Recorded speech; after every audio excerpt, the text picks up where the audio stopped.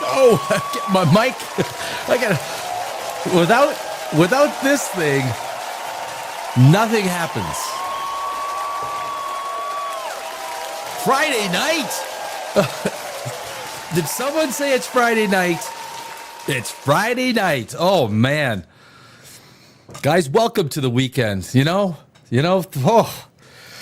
it's been a big week. It's the weekend before Christmas. If you are so inclined to celebrate that holiday, it's Friday. Like, kick your shoes off, sit down. If we're here for a couple of hours, all I ask you to do is to think about nothing else except for like fun stuff, fun shiat. That's all. That's it. It's Friday. Boom, boom. 3i Atlas at 1:01 a.m. yes, this morning came to its closest rendezvous, and we're still alive.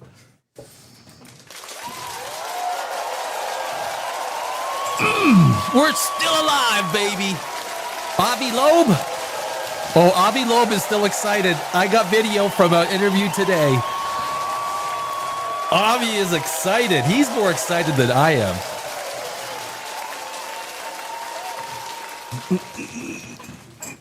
Oh, I wish I could play drums. Oh, Neil Peart, right? Is Neil Peart the king of drums? Neil Peart? Would you guys? How many people would agree on that? When we lost Neil Peart from Rush, right? Dear, we lost one of the greats. We did. Living legend. You don't want to lose the living legends, right? I mean, but Avi, I tell you, in this interview, he's as excited as ever. I mean, granted, because he was hoping that there was going to be some, Cylon ships coming out. There weren't any. No, none. Now he's talking Jupiter. And of course, because the one satellite, I forgot. I was just listening to her. Why do I forget the name? It stopped communicating, and of course, it has to do with 3i Atlas, because 3i Atlas figured out that this one orbiting satellite around Mars could blow its entire cover. Its entire cover. Avi's like a hound that's been let loose. He's just been let loose. Give it up for the guy. Jeez. The guy is earning his paycheck. I gotta give the Grinch. So I think for Christmas, my favorite Grinch movie is the one. I think it's Illumination who does it, right? The animated one. That's a great movie. That's a great Christmas movie to watch. I mean, I think you can watch that one, Grinch, the Illumination one. You can watch. You got to watch Vacation, right? A Christmas Vacation. You gotta watch Chevy Chase. You gotta watch Chevy Chase. Scrooged, right? You gotta watch Scrooged. With what's his name? Bill Murray. Thank you very much. Thank you very much. Bill Murray. Scrooged is a great Christmas movie. What else? What do you guys like? What do you like? Greets. Dirty Red is in the house. Dirty Red is in the house. If you guys want to say something, I will try and see it. I will try and react to it. We can have a conversation. It's slow. It's rudimentary, but it works. And it's Friday, guys. It's Friday. Just if you had a stressful week, just relax. It's going to be 2 days of nothing. I think a big part of dealing with shit is having some time to just recharge, just some time to relax, which is why my Scrooge cup has a little bit of red. Santa Claus ain't real. Oh my God. Don't hold. I'll get back to that comment. That's why I fill my Grinch cup with wine, red wine. Because it's Friday night, motherfucker. Mofo. I'm trying. Okay. No, the studio audience is gracious. Thank you. No, just it's like 200 people in here. Just guys have got to settle down.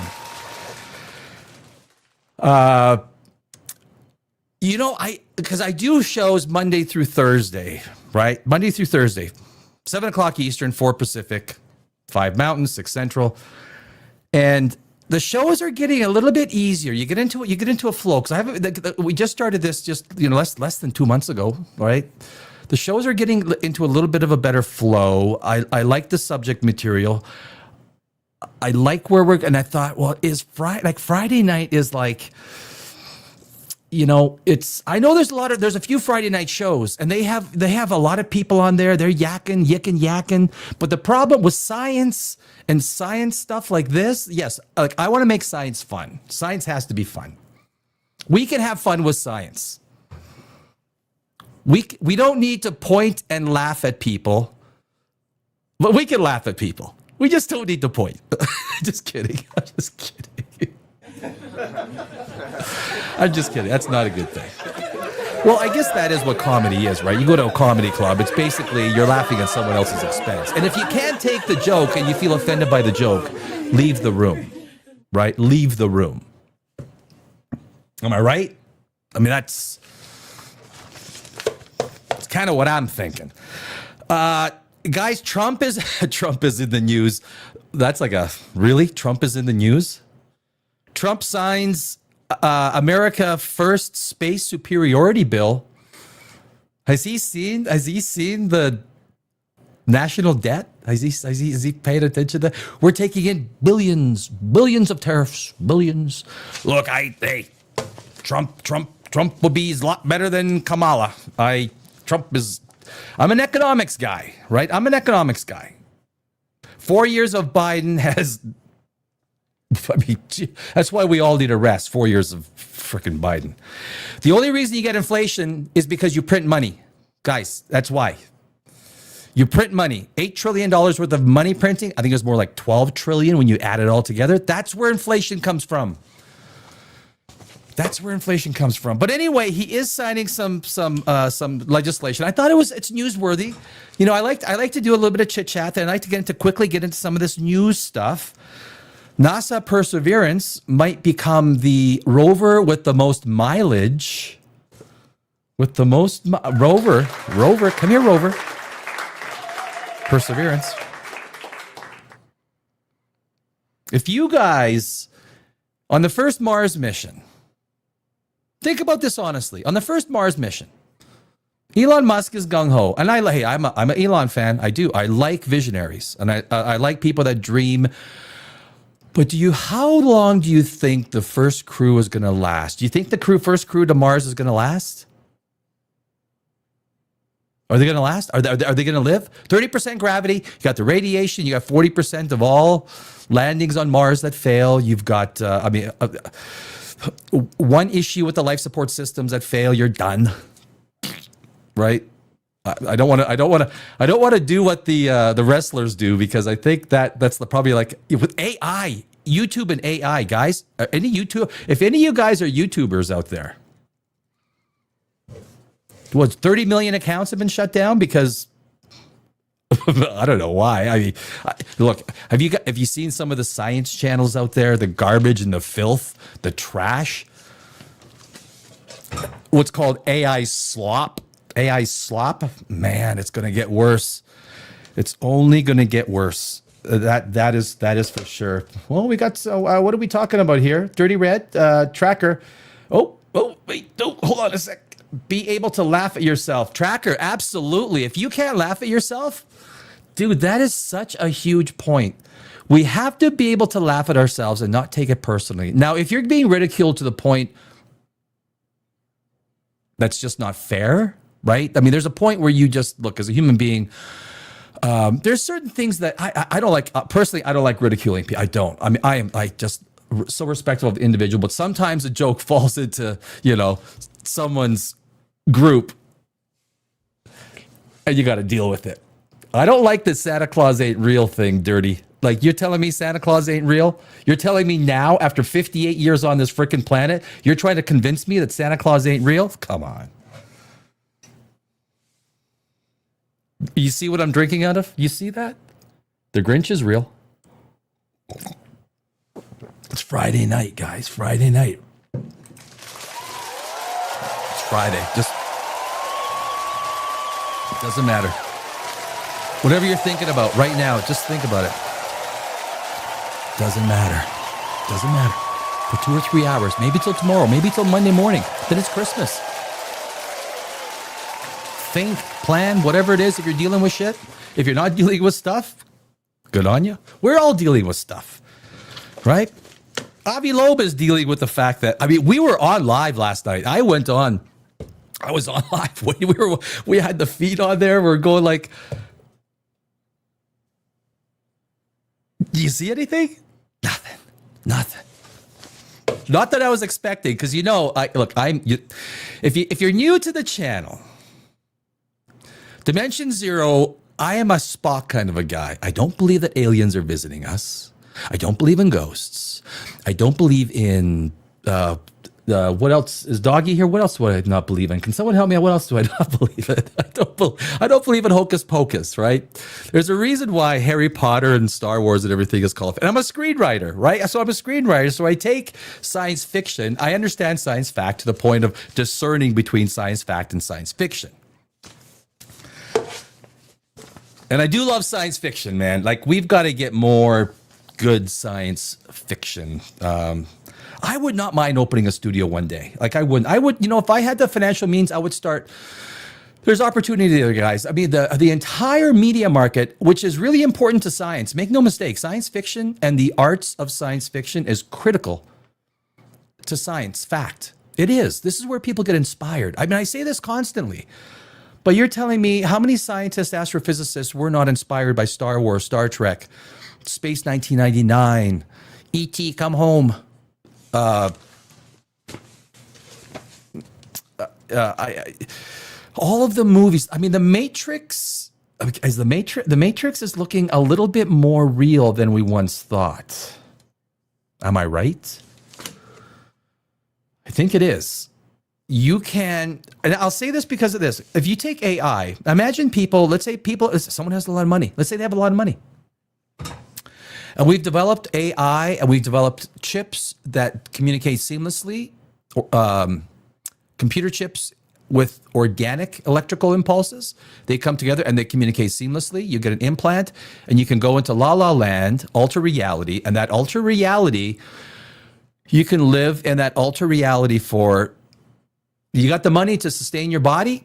You can live there, If you can create your reality, if you can create your reality through AI and an interface that basically, you connect, and the AI feeds you.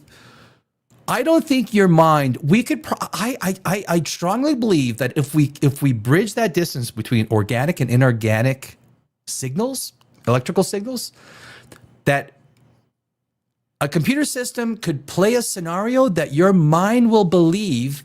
It's nothing different, right? Your eyes see things. It goes through your optical nerve. It goes to the back. Your mind. It translates it, creates images.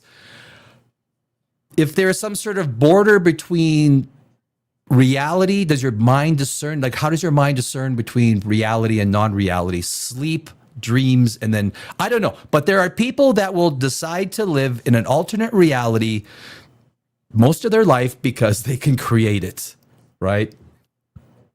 They can, and that would be the Matrix in a sense. That would be the Matrix in a sense. Skynet. You think Skynet's not that far off? We're talking quantum computers that are 100 times more powerful than today's quantum computers that are more powerful than today's regular computers. Add super AI to that. This is going to be a world that is going to be.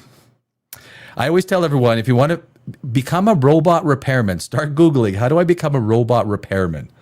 That's Tracker. Tracker says bark, bark. Sit, doggy. Where's doggy? Disco is back. Okay, well, I gotta go. Let me get through the Santa Claus ain't real. Dirty, you're hurting me. You're fucking hurting me, man. Why would you say that? Be able to laugh at yourself. Yeah. Bad Santa 1 and 2 are high on me for the list. Bad Santa 1 and 2. You know, I watched a little bit of Bad Santa 1. You know what? I got to maybe put that on my list. Bad Santa. Bad. That's with, what's his name? He was married to, I'm so fucking bad with names. Yeah, he's a great actor. We all gave all of our money to Ukraine. Yeah, well, a lot, some of it, a few $100 billion. The Somalis took a lot. I mean, what do you? I got nothing. I don't know about you guys, but I got not. QE and QT will flood liquidity like mad in the markets. Dirty. I'm impressed. I worked in the stock market for a lot of years as a market maker, and so when people know what will flood like mad in 2026, then the most inflation ever seen. I don't think now. Yeah. So I do not think now. If I'm gonna sort of, the Fed was just talking about liquidity, right? There was all these liquidity things that they were doing, 12, 15 years ago. Remember the twist, the Bernanke twist, twisting short-term, long-term rates. I mean, they're just screwing around. All they're doing. So when you talk about quantitative easing and all of this quantitative stuff, they talk about quantitative. They're talking about printing money. They print money, fake money. They just print it. There it is. And they go into the market and they purchase securities. That is why the Federal Reserve is the largest holder of U.S. debt. And the Federal Reserve will become a larger owner of U.S. debt because that is the only way. I'm going to show you this. Hey, where'd it go, man? You want to see this?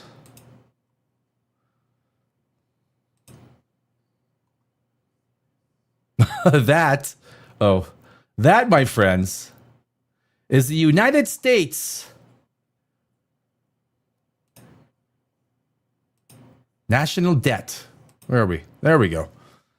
That is the U.S. national debt clock. I actually had this set up for the Trump piece. I think I see the video. I think the video is lagging now, isn't it?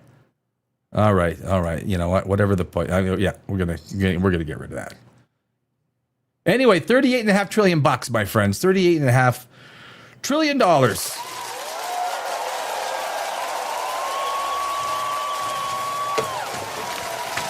It's Friday night. Relax. It's okay. It's Friday. The reason I'm doing a Friday show is because it's Friday. It's a great feeling to think that for 2 hours, maybe two. I thought maybe an hour and a half, 2 hours. Yesterday I went for 4 hours. I don't know. As long as people are hanging out doing stuff and there's always stuff to talk about. There's always stuff to. Doomsday's got some stuff. I'm gonna go live tomorrow night because during the holidays here, I think people want to. I have no family. Look, I came from Brno, Czechoslovakia. That's where I was born. Came to the shores of Vancouver when I was 9 months old. But I still love Christmas. I just love people. The feeling. I don't know. I get excited for people who have kids, who wake up and I see them having their Christmas, right? That kind of, I have friends, I know without giving any names, I have one friend, she has a little girl, adorable little girl. And I just get so excited for her because she gets so excited. And it's a good time of year. Yeah, we want it to last throughout the year, Christmas, right? We want it to last. It can't because the realities of life hit us. But not tonight, not Fridays, not on Fridays. Because what we do here, we do science the right way, the fun way. Yeah. This is like Spock smiling. That's what I think. Dimension Zero is kind of like if Spock smiled. I love fucking Spock. I love Spock.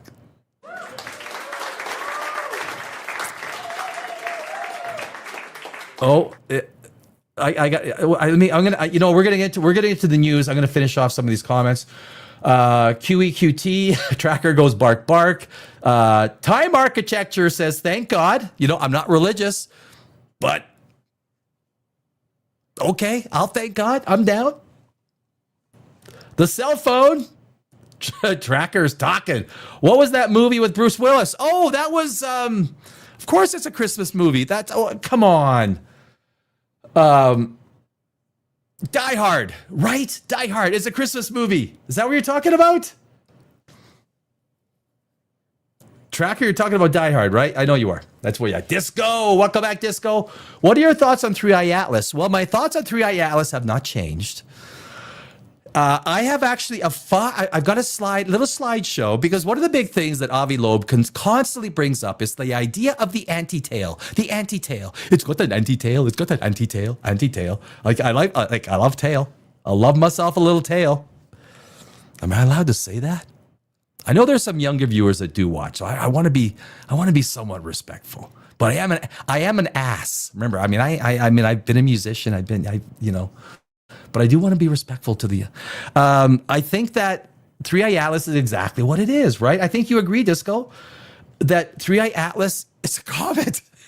It's a comet. But there's only one person who was basically. It's a sensationalized world that we live in. It is becoming more and more manufactured reality.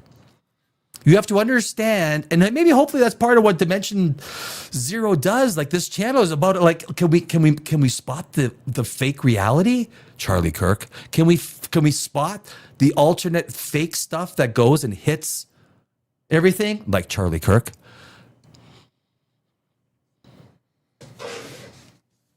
I've never seen someone with that kind of a wound be carried into a car with pure white, absolutely angel white running shoes on. Not one drop, not one freaking drop hit those running shoes. Guys, the only way you're able to cement over a crime scene 2 days later is if it's not a crime scene. That's all I'll say. That's all I'll say, because it's Christmas and it's Friday night. It's Friday night fun shits and giggles, my friends. So that's the end. Yeah, that's what I think. That's Disco. Israel takes a lot. Israel does take a lot. Israel takes a lot. There's no argument. Israel takes a lot. The biggest thing that can happen to the United States political system is end who can give money to who. Only the individual can give money. You empower the individual in the U.S. political system, and you empower the people. That's how you empower, change the system. Lobby money. Bad Santa? Yeah. I've watched some of it. I got to watch it again. Maybe I'll watch it tonight before I go to sleep. Tracker, the Futurama 1 or the Humans? The Futurama 1. You know what I've realized? A lot of people mention a lot of stuff that is... I'm going to do more real-time checking. Futurama? You mean the cartoon? They have their cartoon. I mean, I think all of the cartoons. I think all the cartoons have got some really good content. I mean, South Park Christmas. They're so good you never remember them, right? But when you see them, you're like, oh yeah, I remember that one. Yeah. The Simpsons have got some good Christmases. I mean, Charlie Brown Christmas is pretty good. You could even say Prometheus. Like, guys, this is a stretch. You've seen Prometheus, right? Like, I love the concept of the engineers, and I know that Ridley Scott wanted to really hit home on the xenomorph stuff, which he could have taken the whole engineer concept, instead of just using 5 minutes in the opening of Alien Covenant, which was a disappointment, to just say, well, the ship comes and what's his name drops all the stuff, and they only have one city. Like, the engineers only had one city. That's it. Like, all these engineers dressed as like look up and I mean, there's like, come on, Ridley's better than that. We could save $15 by switching to Geico. You guys could. We could all switch to Geico. We could. Yeah, that's so freaking true. Ginger Wildcat. Hi, partner. Wondering if you could tell me what you think of CATX stock sometime and how it's moved from $3 to 20 to 30 to 40 to 50 since 1995. I don't know. I don't know the stock. CATX. Are they, what exchange are they on? 275. NYSE American. So NYSE stocks, American exchange. Oh, they're a therapeutic company. So when you have these therapeutics, anything sort of medically based, or you have, they're probably dealing with research. So they have one good research. So they start off as a penny stock. They get one great result, and the thing flies, and they finance themselves based on the trajectory of their stock, and they continue to finance it. So when you have like biotech, all that stuff, I mean, it's win or lose because you are playing the Russian roulette of what's the next test results going to be. If they miss, it could be a $20 stock, and you wake up and it's $5, right? I don't know if any one of you guys have been there, but so Ginger, just play fun money, just fun money with that stuff. Dirty Red, good Christmas movie. Trading Places. Geez, I don't know. Trading Place. I think I've seen that. I was on Prometheus, right? Because what's his name? He's hanging Christmas things, right?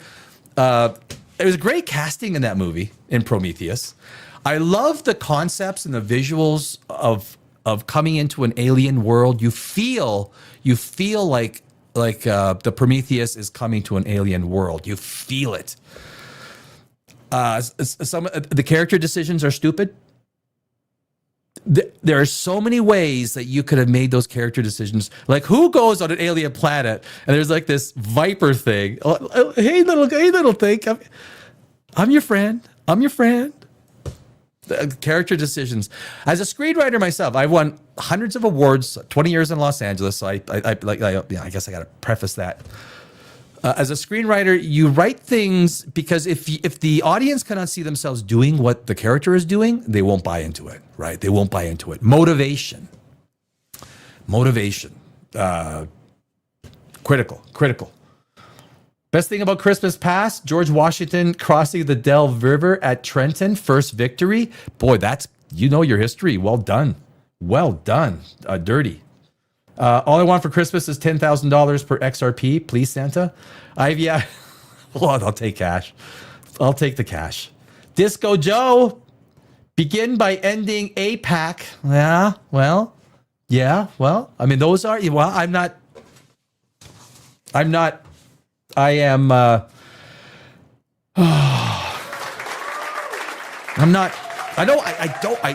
don't want to get political. There's so many political channels out there, right? I mean, I do love listening to Tucker. I try and stay as open to the facts. I will give Candace Owens a lot more credit than most people do. She takes fact as fact. She is not someone, because I don't do that. I take only fact as fact. And because she is the one person at the center of the storm, she is taking so much heat. Honestly, I could not take what she's doing. I could not do what she is doing. She is a tough cookie. And I mean, hats off to her. Whether she's right or wrong, whether you believe she is right or wrong, she is in the eye of the storm. She believes it and she's doing it. And she's fighting off media that is 1,000 times her size. So, I will, at the very least, you have to applaud that. If you believe the government story that a 30-06 and they, you believe that story? I do have some land. I got some good land. You're going to want this land. Like, you are going to want this land. It's good land. Greetings, blah. Blah says, greetings, exalted one. Disco Joe. Soylent Green was an interesting movie. Soylent Green. Haven't seen it. I try and write these things down. Greetings, exalted. Dirty Red. My opinion: stay away from all pharma stocks. All getting naked. Look, the pharma stocks over 20 years have done nothing. Look at Pfizer. The pharma stocks are not making. They're not doing that well. And Trump just signed a deal with 8 pharma stocks. Look, the people in the United States get railroaded on their cost. Railroaded. Use the F word with the ED at the end. Greedy. We did the Owens is a Semite. Trail stops and stop loss those days. Yeah. Put stop losses in. Yeah. Anti-Semite, cancel her. No comment. Thanks for the insight. Thank you, Ginger. There is 2 Soylent Green movies, says Tracker.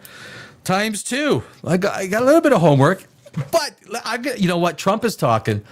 He's talking space. And I like that because he was talking about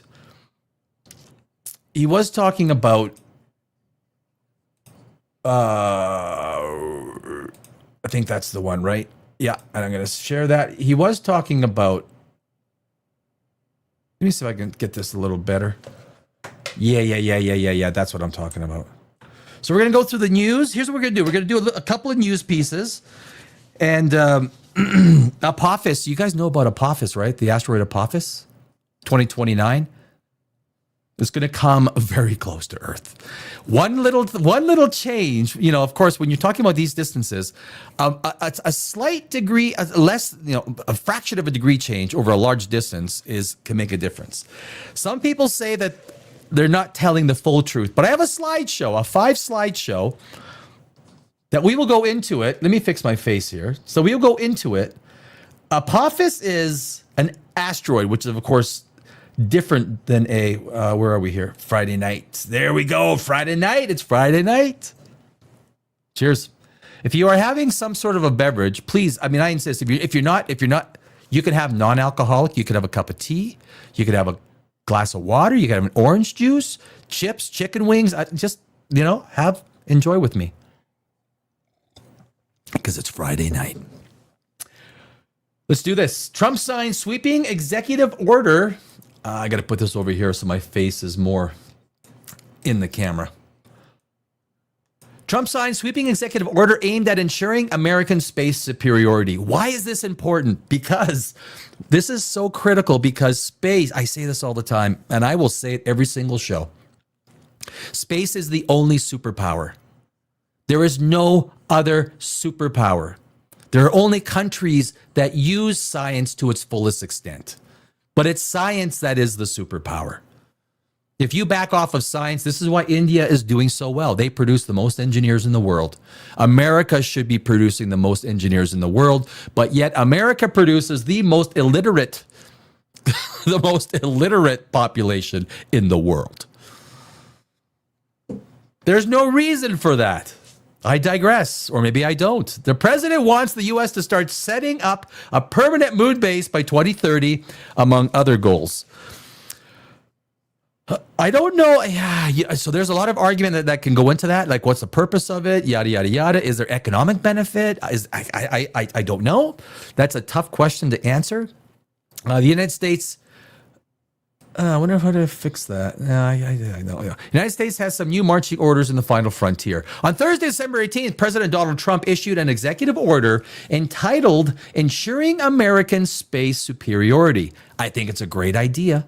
Dominance off Earth is vital to the nation's security and prosperity, according to the document. But understand, guys, we haven't done anything in space. Nothing. Since Apollo. We've sent up little stages of a space station that floats around Earth, that we've sent up little, astronauts from time to time, and we do little experiments up there, and they exercise and they poop and pee and they eat, and we learn more and more. And I guess maybe, look, in the movies, Hollywood was thinking 2001: A Space Odyssey. We're going to Jupiter. We're finding monoliths. Every Hollywood movie is off by light years in terms of what the human race will achieve. We are amazing at technology within our atmosphere. And it's almost like the universe sets it up that way.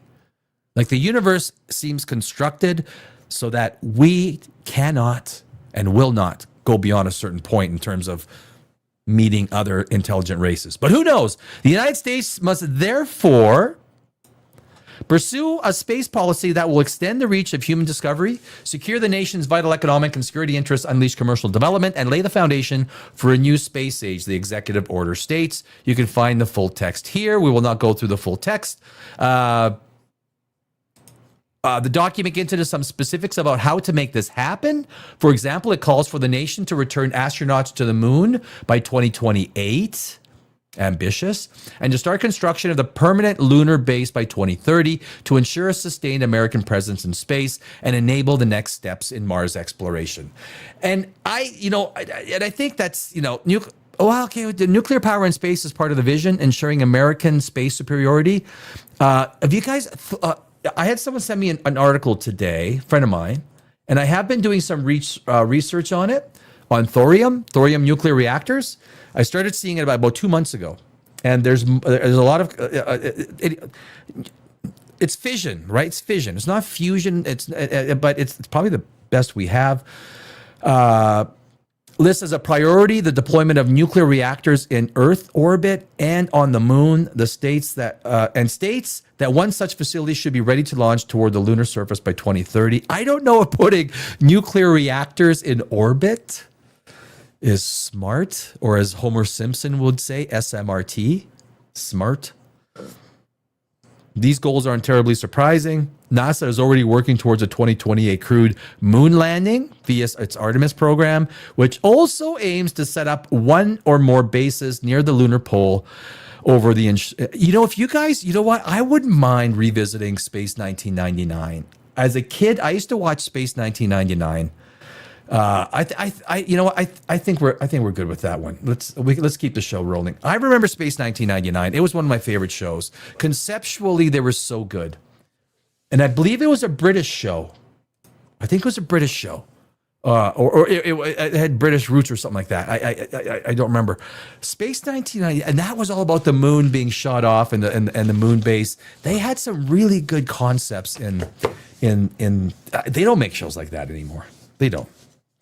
I don't know what the economic benefit is to setting up something on the moon. The cost is massive. That's why I brought up that's why I put the debt clock in rotation. $38.5 trillion. At what point in time do you say, geez, I don't think we can afford this, honey. Like Trump sits down around the dinner table with, Bondi and all the other, everyone else in the cabinet and says, how's your steak, honey? Oh, it's good. I don't think we can afford this.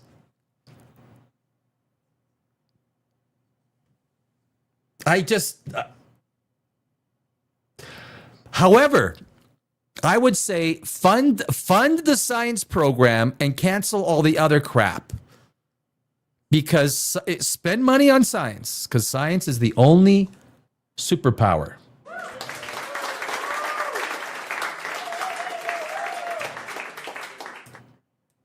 Yep.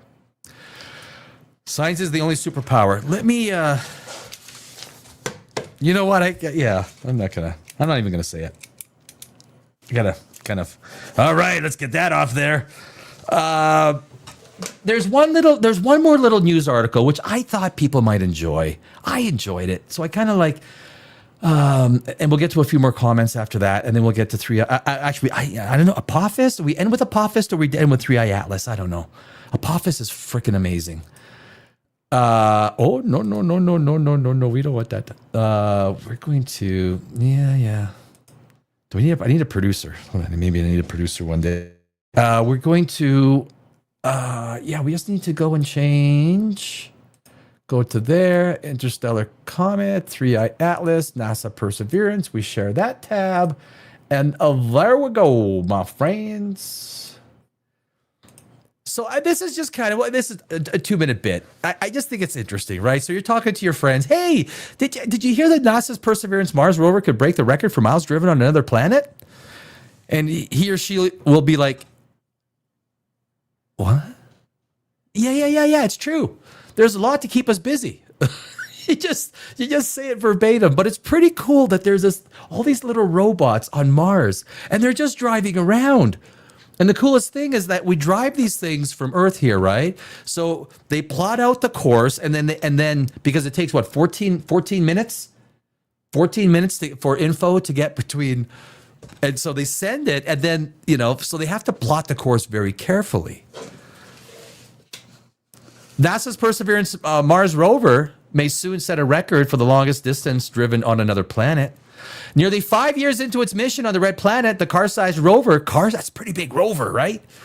Still has enough remaining capability to drive more than twice the distance it has already logged. Wow.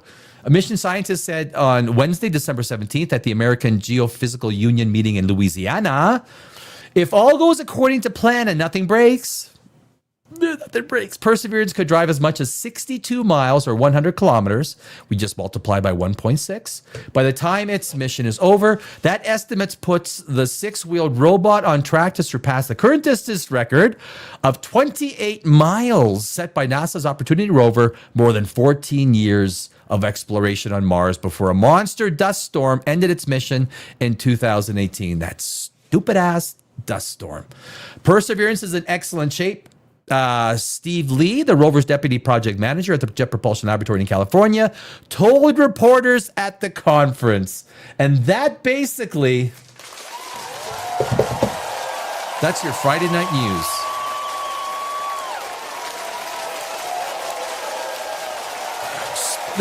I could put a little sports section in. I didn't see it because I was on live yesterday.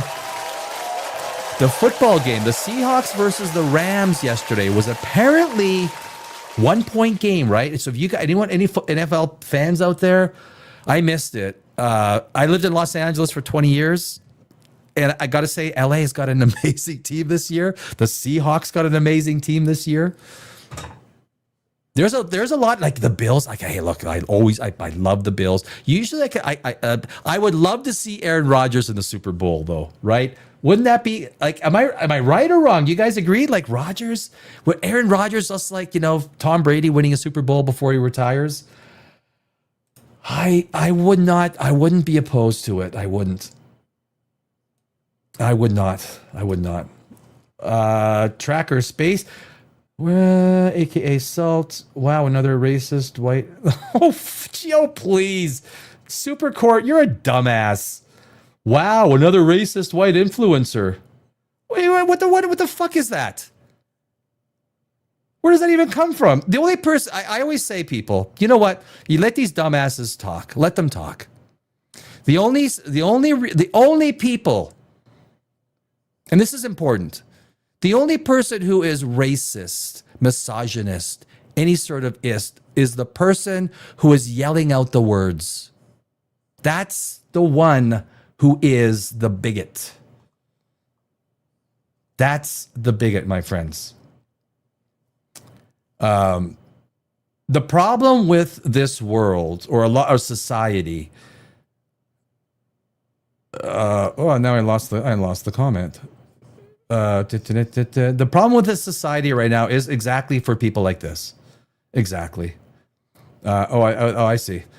Super Court. You know what? I don't even want you around, bro. I don't even want you around.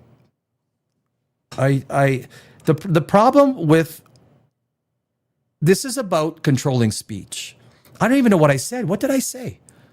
What did I say that would offend somebody? I mean, if I would have, I was a refugee. I was literally a refugee to Vancouver. I was 9 months old. We left Czechoslovakia in 1968 when the Soviets invaded. We fled that very afternoon with nothing but our clothes on our backs. Got through the final checkpoint and got to Vienna, where my dad's sister used to make fake passports for Czech citizens to try and escape the brutal regime. And we ended up in the shores of Vancouver as refugees. My dad had a mechanical engineering degree, but he worked as a janitor for 9 years. Janitor. He had 2 degrees. Who has the right to judge somebody? Literally, this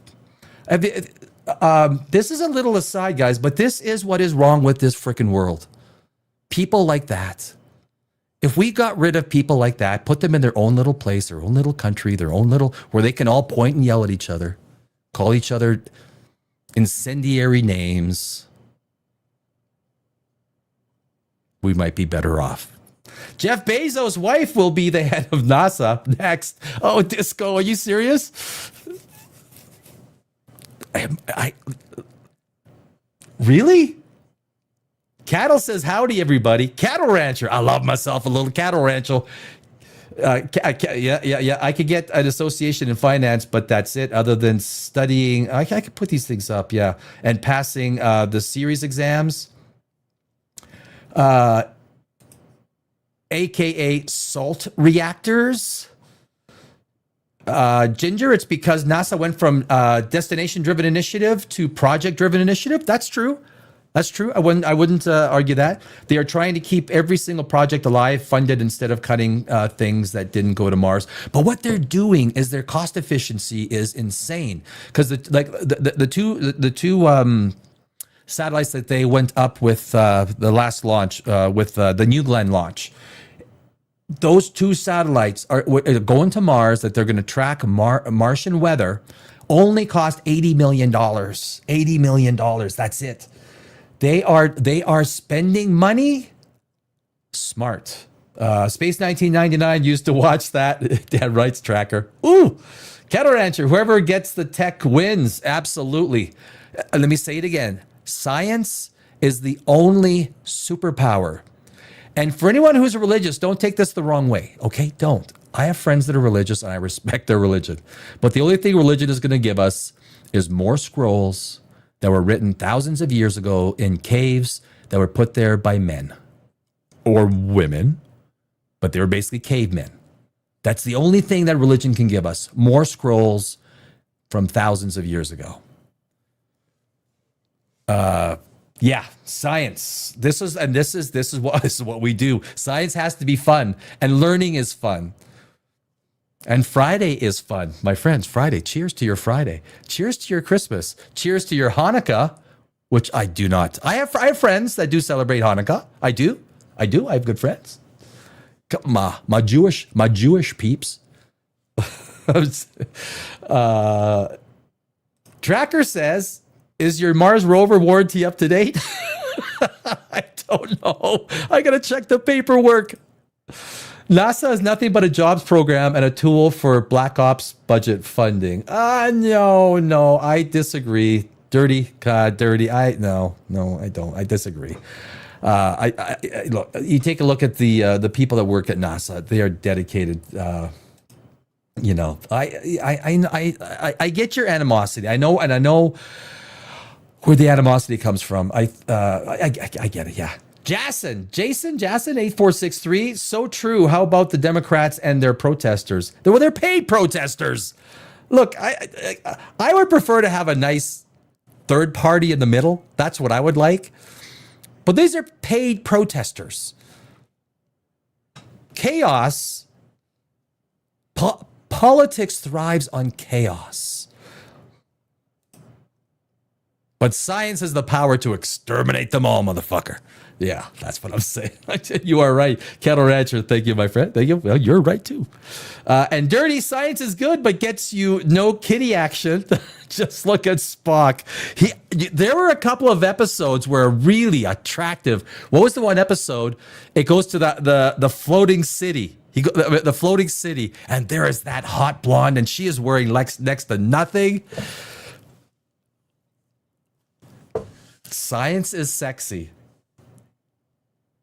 Dirty science is sexy, my friend. Disco, speaking of old space shows, I used to watch Farscape. I like that one. Farscape. The name triggers me. I didn't watch it. Farscape. Oh, okay. All right. There were a couple of names yesterday that had to, like Lazar. What was his name? Lazar. Dave Lazar? Someone mentioned him in the chat, and I was like, I know that name. Why do I know that? And of course, look, the thing about science is there's so much from this position right here. You have to know so much, but you have to be humble enough and acknowledge, because the some of the parts are always going to be way more. You guys are going to know way more than me. So I am here to learn just as much as anyone else. I am not in a position of hubris and think that. So all this stuff. Is okay. So we got Perseverance done. there is one article that space.com, I do love, I'm a space.com. Actually, guys, guys, it's Friday. It's Friday. It's the weekend before Christmas. Please, serenity now. Serenity now. Just let it all flow. Just let it all flow. We're dealing with science and red wine and the Grinch. Christmas Vacation. There's a few. Bad Santa, Christmas Vacation, Die Hard. Is Prometheus a Christmas movie? Because what's his name was hanging a Christmas tree? It could be a Christmas movie. I don't know. Scrooged. I like Scrooged. But it's Friday night. I didn't take my beverage. Excuse me. There's something magnificent between like 2 p.m. on a Friday and the time you wake up in the morning on a Saturday. There really is. Like there's something. We are going to, okay, there's this one article which I thought was worth getting into because space.com. There we go. We are locked and loaded, my friends.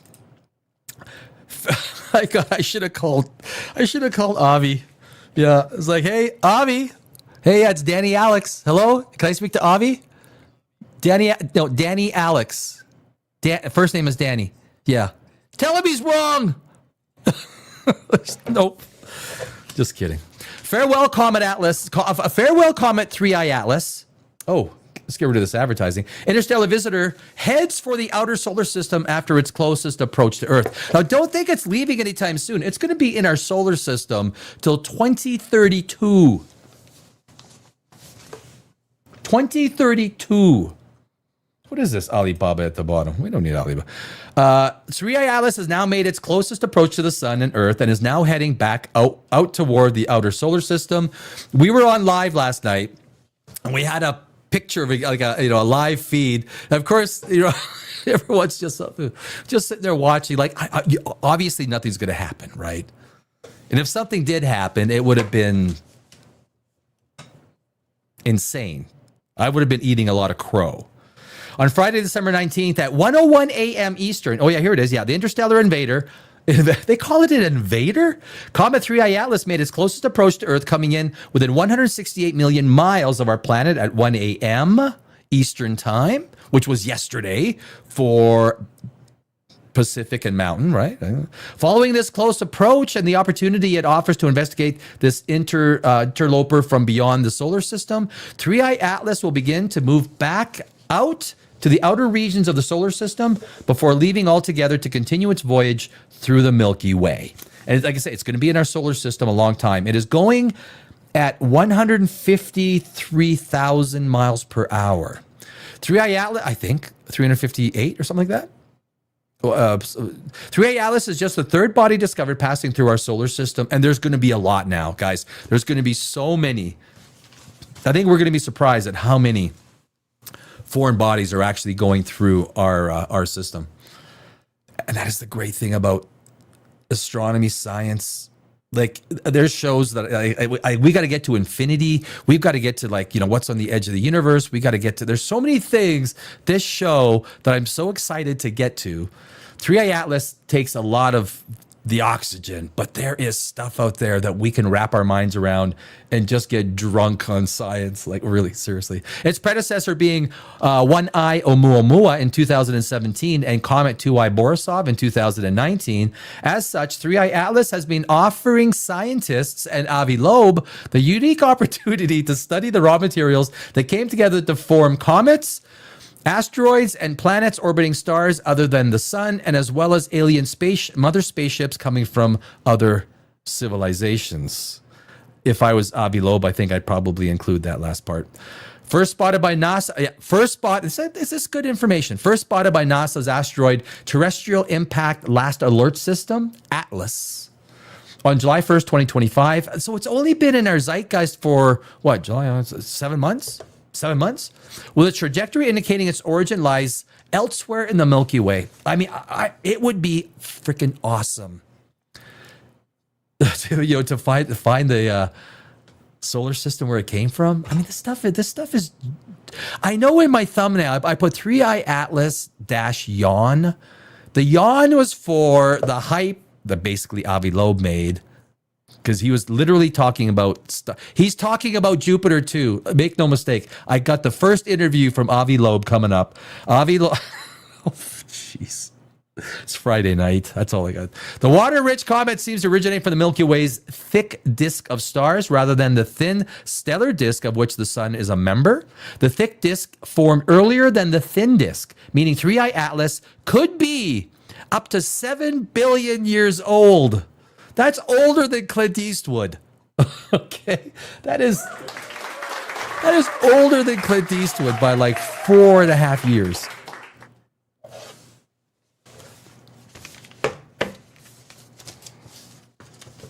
Maybe I got to redo that math. I'll redo the math. All non-interstellar comets, such as Halley's Comet, formed at the same time as our solar system, so they are up to 4.5 billion years old. Matthew Hopkins said in a statement back in July, but interstellar visitors have the potential to be far older. Of course, they're traveling through the galaxy. And of those known about so far, our statistical method suggests that 3i Atlas is very likely to be the oldest comet we have ever seen.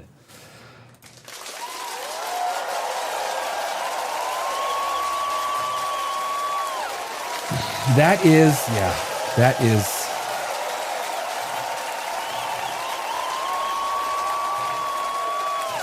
You're darn right. That's plenty to cheer. That's lots. Yeah. Don't worry. Be happy. Be happy now. That's funny. You know what? A guy with hubris, or very little hubris, if he's running a show, if he's running an online show, he'd probably leave the last comment that says, "You are right." Right. That's what someone, he'd leave the comment, cattle rancher, "You are right."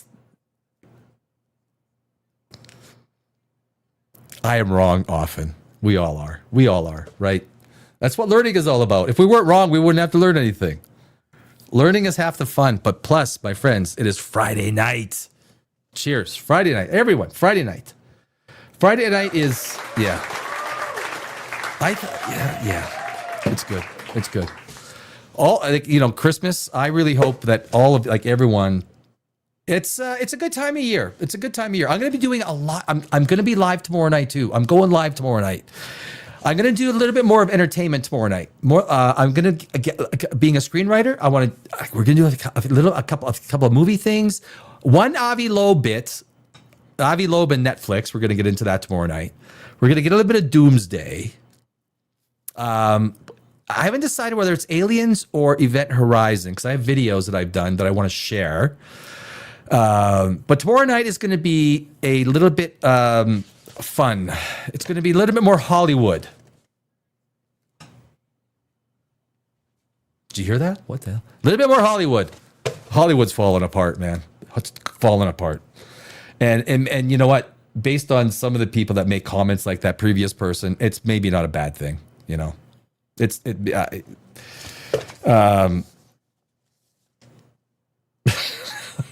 don't know.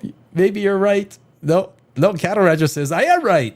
I love you, Cattle Rancher. Oh, geez, science is good, but Farscape. That's where the wormhole weapon came from. Interesting. Best quote. Who said this, science geeks?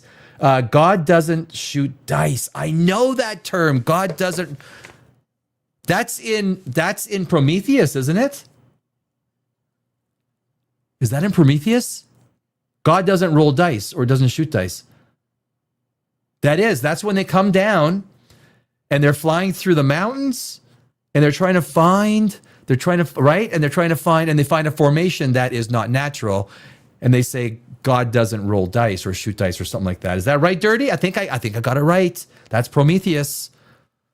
I love the concepts in Prometheus. It gets my mind juices really flowing. The story could be better. I think the casting was good for the most part. I love that guy, like the engineers. He just like, it's fucking awesome. That guy should be in the Avengers. Am I right? Should he not be in the Avengers? He should be an Avenger. You know who should be Avenger is Frankenstein. Guillermo del Toro's Frankenstein.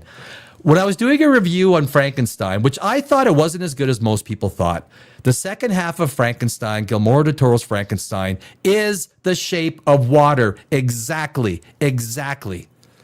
It was a blocky Lego. When it got to the wedding, it was blocky, clunky, tripping over itself, predictable.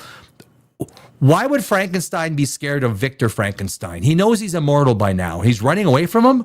I would have just stopped and turned and said, "You want to fuck with me? You want to fuck with me?" You know, it wasn't a Shape of Water was much better than Frankenstein. Much better.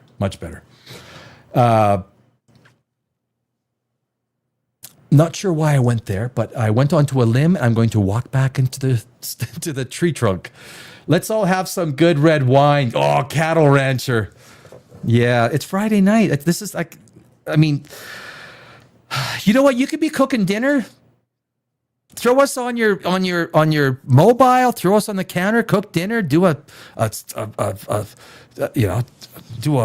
the walk out. Spending time with people. I mean, this is a great way to. That's the one thing I have found with YouTube over the years. And one of the reasons I did start this channel is to spend time with people.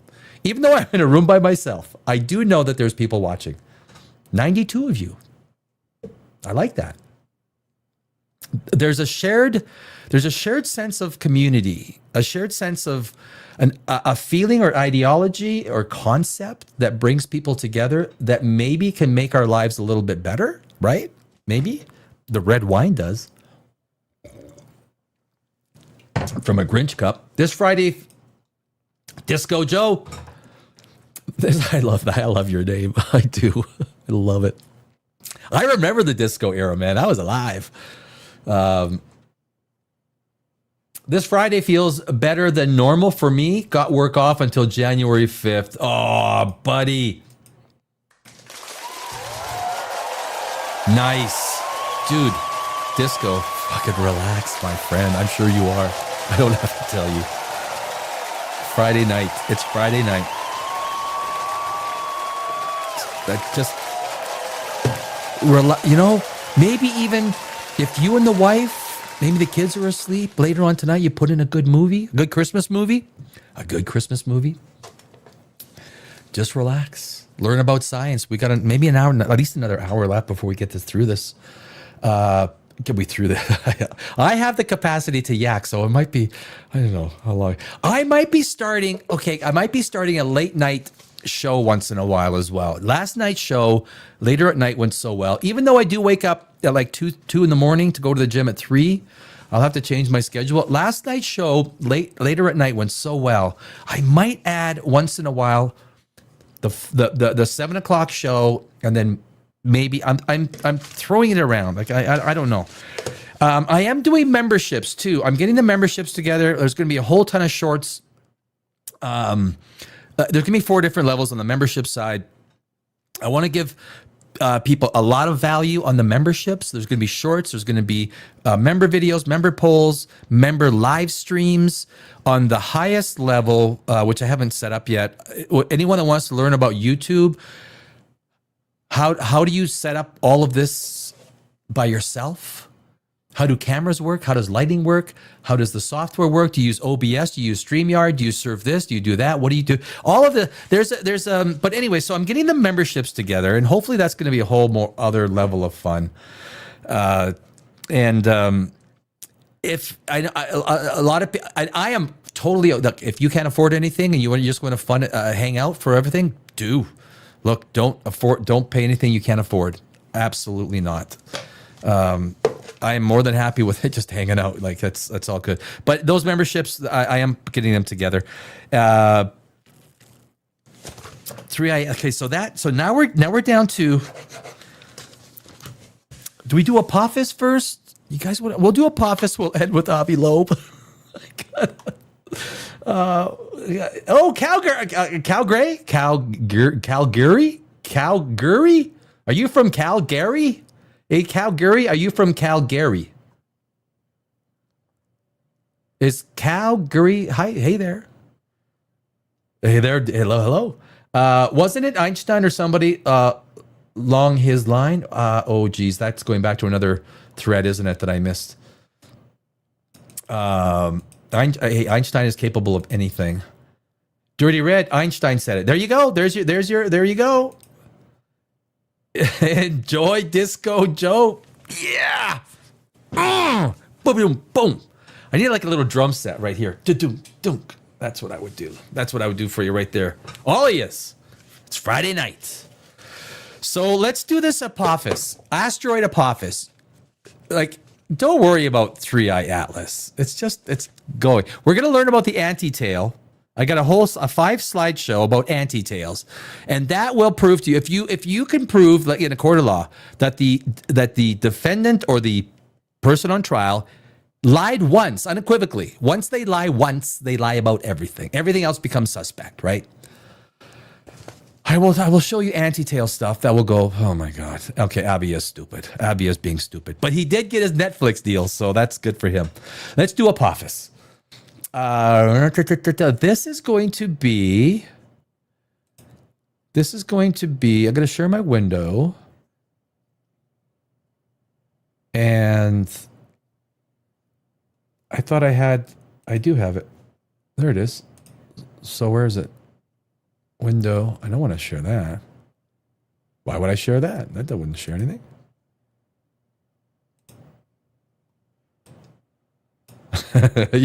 There's some, when you do this all yourself, there's always technical difficulties. Always. Okay, that's not going to be. Yeah, that's just okay.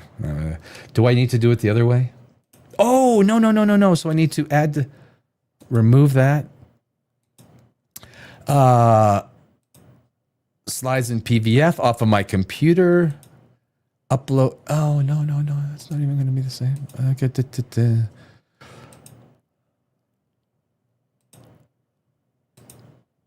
Why is this? Okay, this is really untie. Oh, I see. Okay, yeah.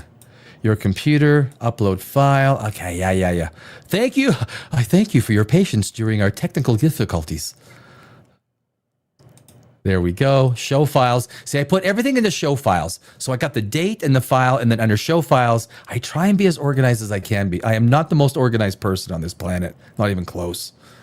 Not even close. It is Christmas. Guys, it's Christmas. And it's Friday. And Disco's got it off till January 5th. Disco's got it off till January 5th.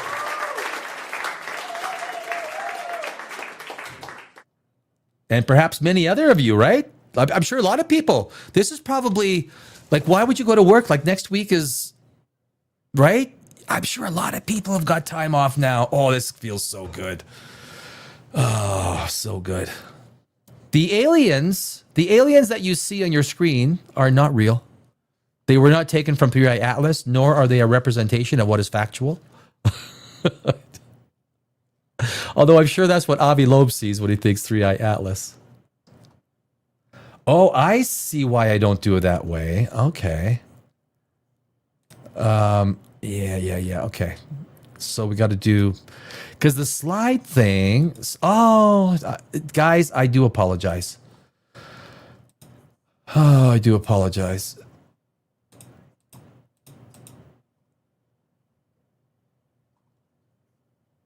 Why is it not coming up? The screen is right there. Close. All right. Well, we're gonna have to.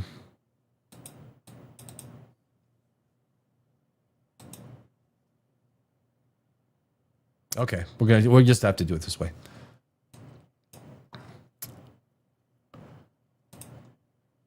Wait a sec. But why is, guys? I do apologize. Bear with me. Remove from studio. Stop screen.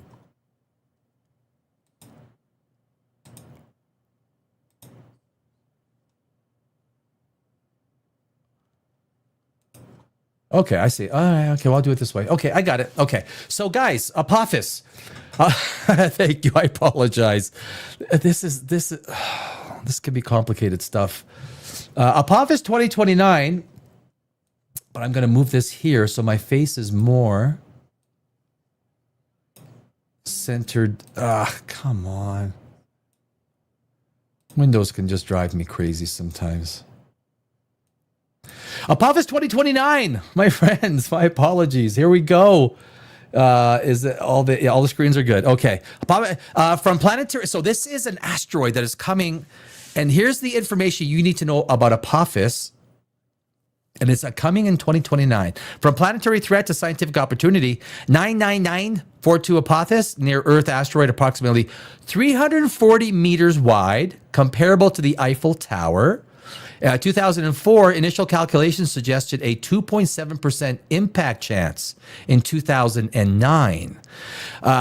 December 2025, radar tracking ruled out Earth impact for the next century. So it's basically the grandkids, or the grandkids have to worry about Apophis smacking the Earth. Upcoming flyby Friday, April 13th, 2029. A unique laboratory for planetary defense. Oops, what am I doing? Science opportunity. Earth's gravity will physically reshape the asteroid during its close pass because it's going to become very close to Earth, 2 diameters away from Earth. And in those 2 diameters, Earth's gravity, which is pretty tough, it's pretty powerful compared to Apophis. So ultra close proximity within 19,600 miles of Earth. Earth's diameter is only 8,000 miles. So you're talking, from the radius of Earth and then 2 more Earths, you're talking, it's going to come within, I think the farthest satellites are about 23,000 miles. So it will come within the farthest satellite band. That's pretty close. Naked eye visibility, visible as a moving point of light. Approximately 2 billion people across Europe, Africa, and parts of Asia will actually see this thing. And that's pretty amazing, right? Planetary reshaping. Earth's tidal forces are expected to trigger asteroid quakes and surface landslides on Apophis, potentially revealing fresh material from beneath its dusty exterior. Can you believe Avi Loeb? What Avi Loeb is he's gonna pitch a tent. He is not to use imagery that is he's gonna pitch a tent. He's gonna go what do the guys call swing? This is an Avi Loeb dream. Apophis is an Avi Loeb dream. Permanent orbital shift. The 2029 encounter will be so intense that Earth's gravity will permanently alter Apophis' path, stretching its 324-day orbit into a 423-day orbit. That's an interesting number. They just use the same numbers and they discombobulate it. That's Osiris Apex mission. This is interesting, guys. NASA has redirected the spacecraft that sampled Bennu to rendezvous with Apophis immediately after its 2029 flyby to study how the encounter affected its structure. The graphics are pretty good. This is a rinky-dink outfit. Seriously, it is. My budget for slides is 0. It's not bad graphics, guys. It's not bad graphics. Not bad. I think. ESA's Ramses mission. The European Space Agency is developing the Ramses mission designed to reach the asteroid before it reaches Earth to observe the before and after effects of the flyby. 100-year, and maybe this is important, or maybe if you don't believe NASA and all the peeps within NASA, 100-year safety clearance. Following a precise 2021 radar campaign, NASA's Center for Near-Earth Object Studies, SNEOS. Who do you work for? I work for SNEOS. Excuse me? Can you spell that? Officially removed Apophis from the risk list, confirming no impact for at least 100 years. But the thing is, things happen, right? It just needs a tiny degree change for things to be materially affected. That's kind of the regional, not global threat. If Apophis, this is the fun stuff. now we're getting, what is it? Okay, all right, I'll give you that. There's a space.com just sent some news about 3i Atlas. So this is the fun stuff, guys. We're getting to the destructive stuff. Like, so how much damage would we do if it hit the Earth? What would it destroy? That's all we care about, right? Yeah, Danny waits till slide 9. Regional, not global threat. If Apophis were to hit, it would release energy equal to 1,000 plus megatons of TNT, enough to destroy a state or small country, but it lacks the size to cause a global mass extinction. The one that destroyed the dinosaurs was it 27 kilometers ish? It was big, much bigger than this thing. This thing is not big. This is not a big. Rare frequencies. Scientists estimate that an asteroid of this size passes this close to Earth only once every 7,500 to 10,000 years. 10,000 years. That's even going before Stonehenge was built. Way beyond Stonehenge. That's beyond the Egyptian Empire. It's beyond. It's a long time ago. It's a long time. We got one more. Yeah, one more slide. Oh, the spin factor, right? The spin factor. This is interesting too. Apophis is a tumbler. So if you've ever been called a tumbler, your name is Apophis, the god of chaos in Egypt. Apophis is a tumbler, meaning it doesn't rotate on a single axis like a planet. Scientists are eager to see if Earth's gravity will speed up or slow down this chaotic spinning during the 2029 pass. The thing is just like, it's all over the place. And ladies and gentlemen, that is our slide presentation of Apophis. You now know what Apophis is, so that on water cooler talks or just talking to a friend tomorrow, hey, did you hear about Apophis? It gives you that conversation. The power of conversation is what it gives you. That's what it does. Yep. So we just got a few comments here. It's Friday night.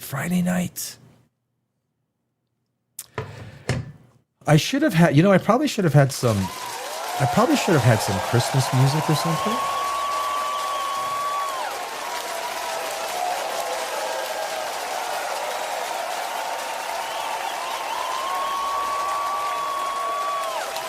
I don't even have a Christmas background.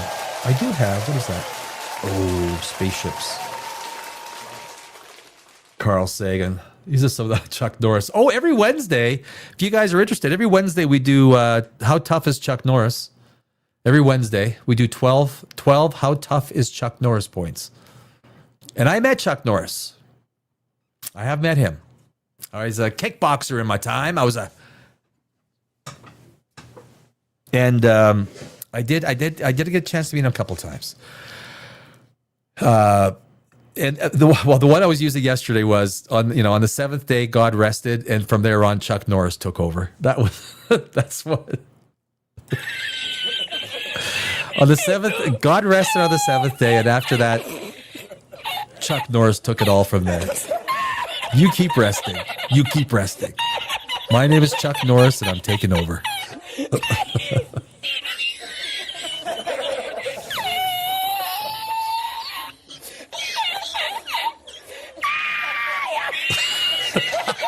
It's okay. That's enough. Okay, so that's. Oh, jeez. Are you guys ready for Christmas?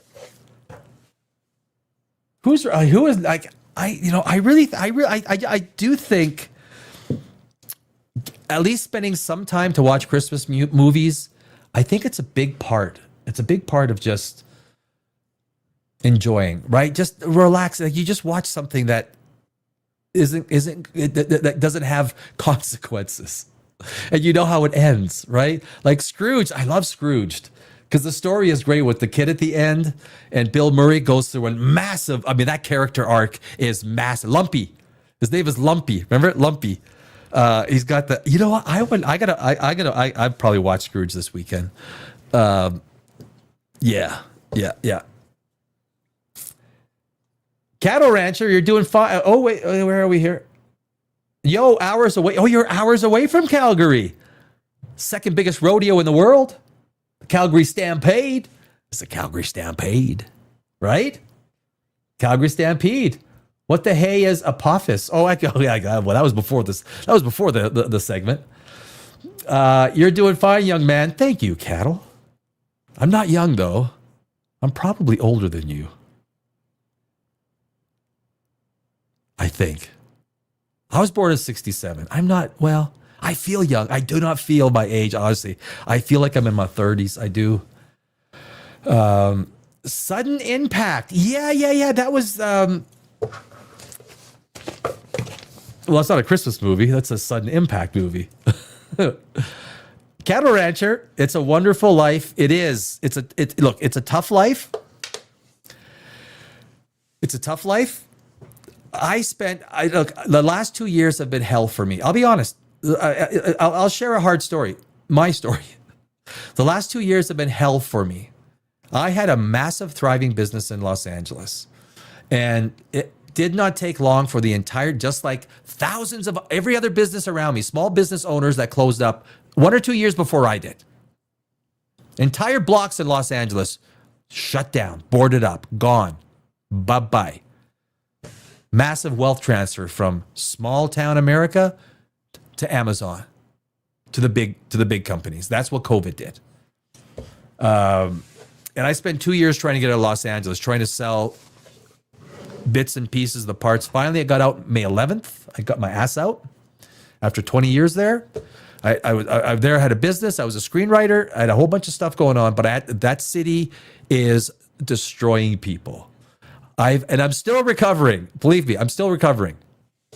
I am still very much recovering. Oh God, my ass is so sore. I'm tired of getting my ass kicked. Do you guys know what it's like? Do you know, like you just can't even sit down anymore because your ass is kicked so many times. But I do relish the times that I can just relax, forget about it. I will deal with everything else later on, right? And I think this is the whole idea behind it's Friday night. It's Friday night on Dimension Zero. There are times we need to just disengage. If we disengage and allow our batteries to charge, we're probably able to think a little clearer. There's always some kind of a solution. And if you're not going through any sort of a, tough time, a lot of people are across North America, even Europe, Australia. I got friends in New Zealand. Kiwis, tough in New Zealand, guys. Unless your name is James Cameron or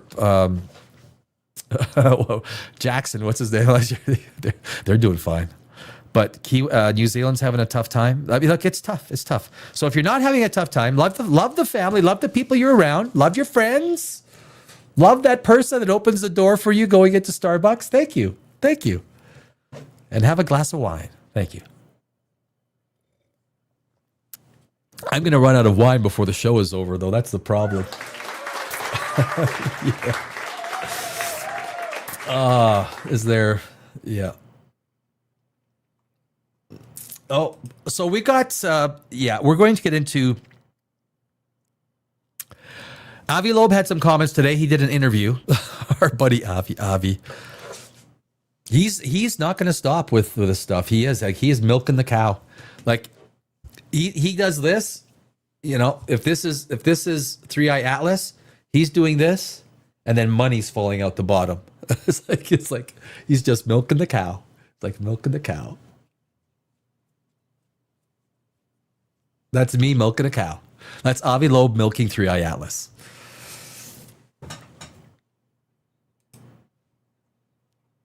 The toy. Oh, I'm 68. Cattle. Damn, you beat me by 10 years. Dude, I bow to your wisdom.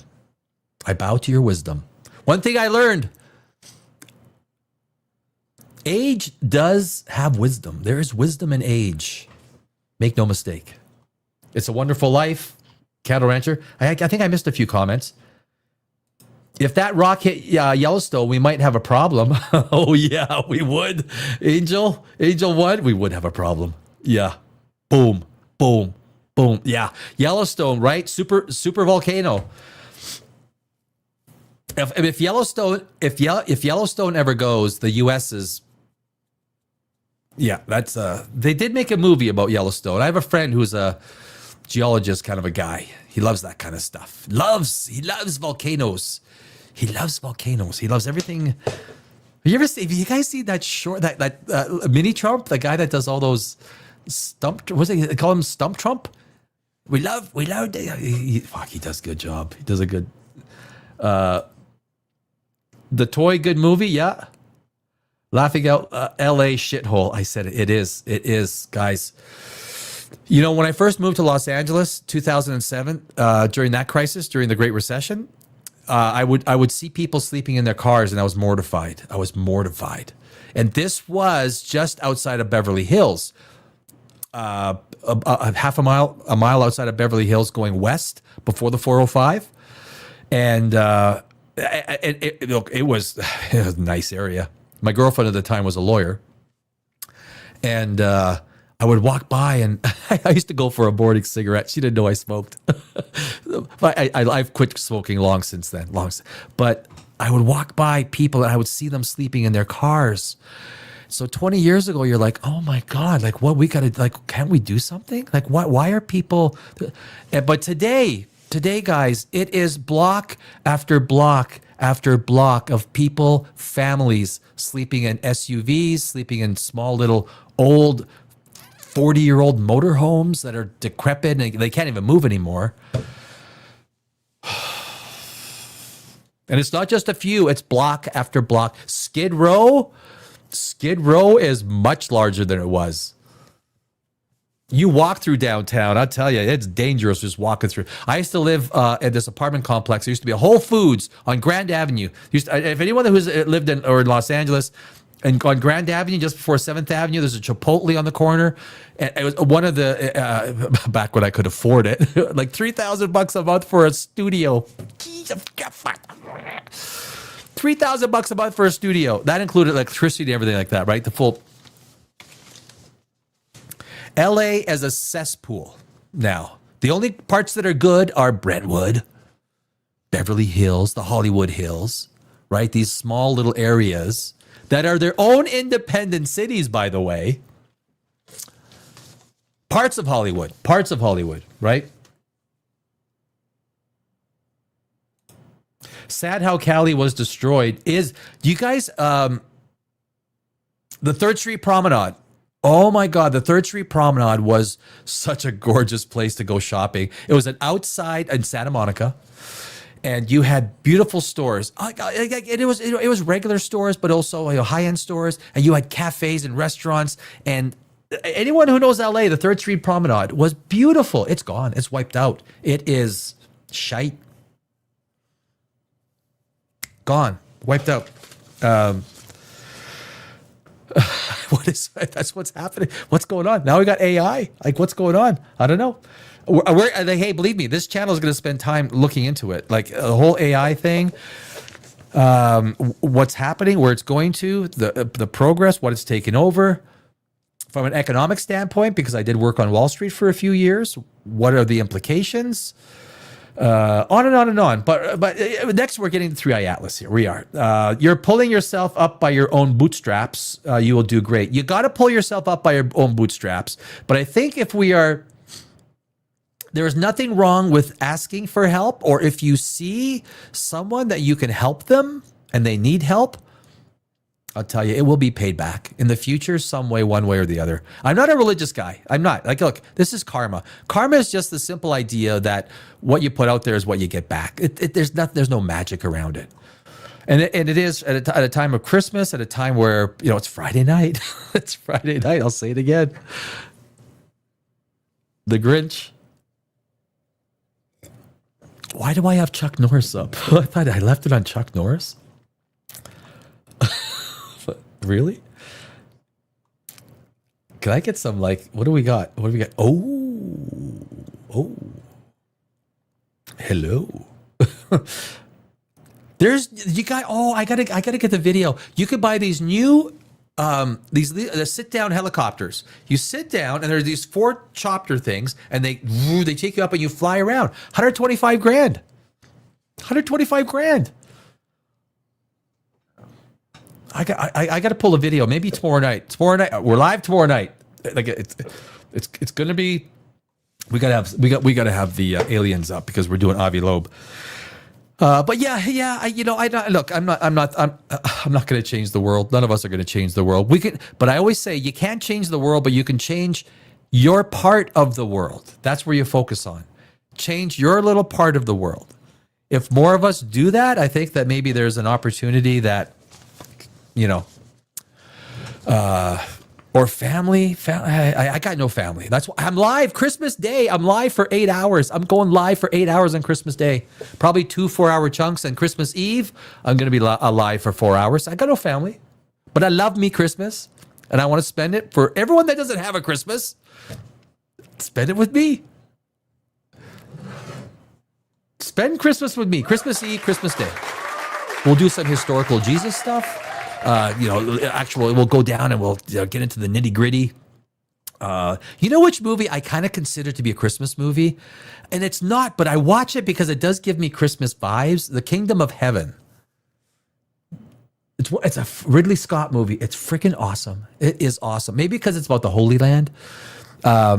The effects of at the very end when Saladin comes and sieges Jerusalem. And it's a true story, right? The leper king of Jerusalem. Obviously, Orlando Bloom's character probably is obviously a manifestation, but it is about the Knights Templar, about Christianity when during the time that they held Jerusalem. I mean, I love history. Like I am a history lover, and I love the medieval times. I love Roman times. I love antiquity. I wrote some of my best screenplays in and around antiquity. I love Alexander the Great. I do. I think he is great, great, flippin' great. Alexander the Great. The Hellenistic period. I think I've said this in the last couple of episodes. Hellenistic period is responsible for a lot of what we have today, and it's because of Alexander the Great. And another good movie is the Colin Farrell Alexander the Great movie. I think it is underrated, especially with today.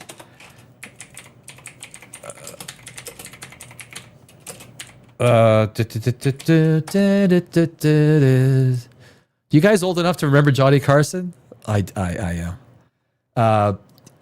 It only has a 5.6. I don't think that's a fair. This was an Oliver Stone passion project. I wonder if I can. I'll just put it up. This is not fair. I think this movie. What the world just happened here? Oh, I see. Okay. All right. No. There we go. Yeah. I don't think this is fair. I don't.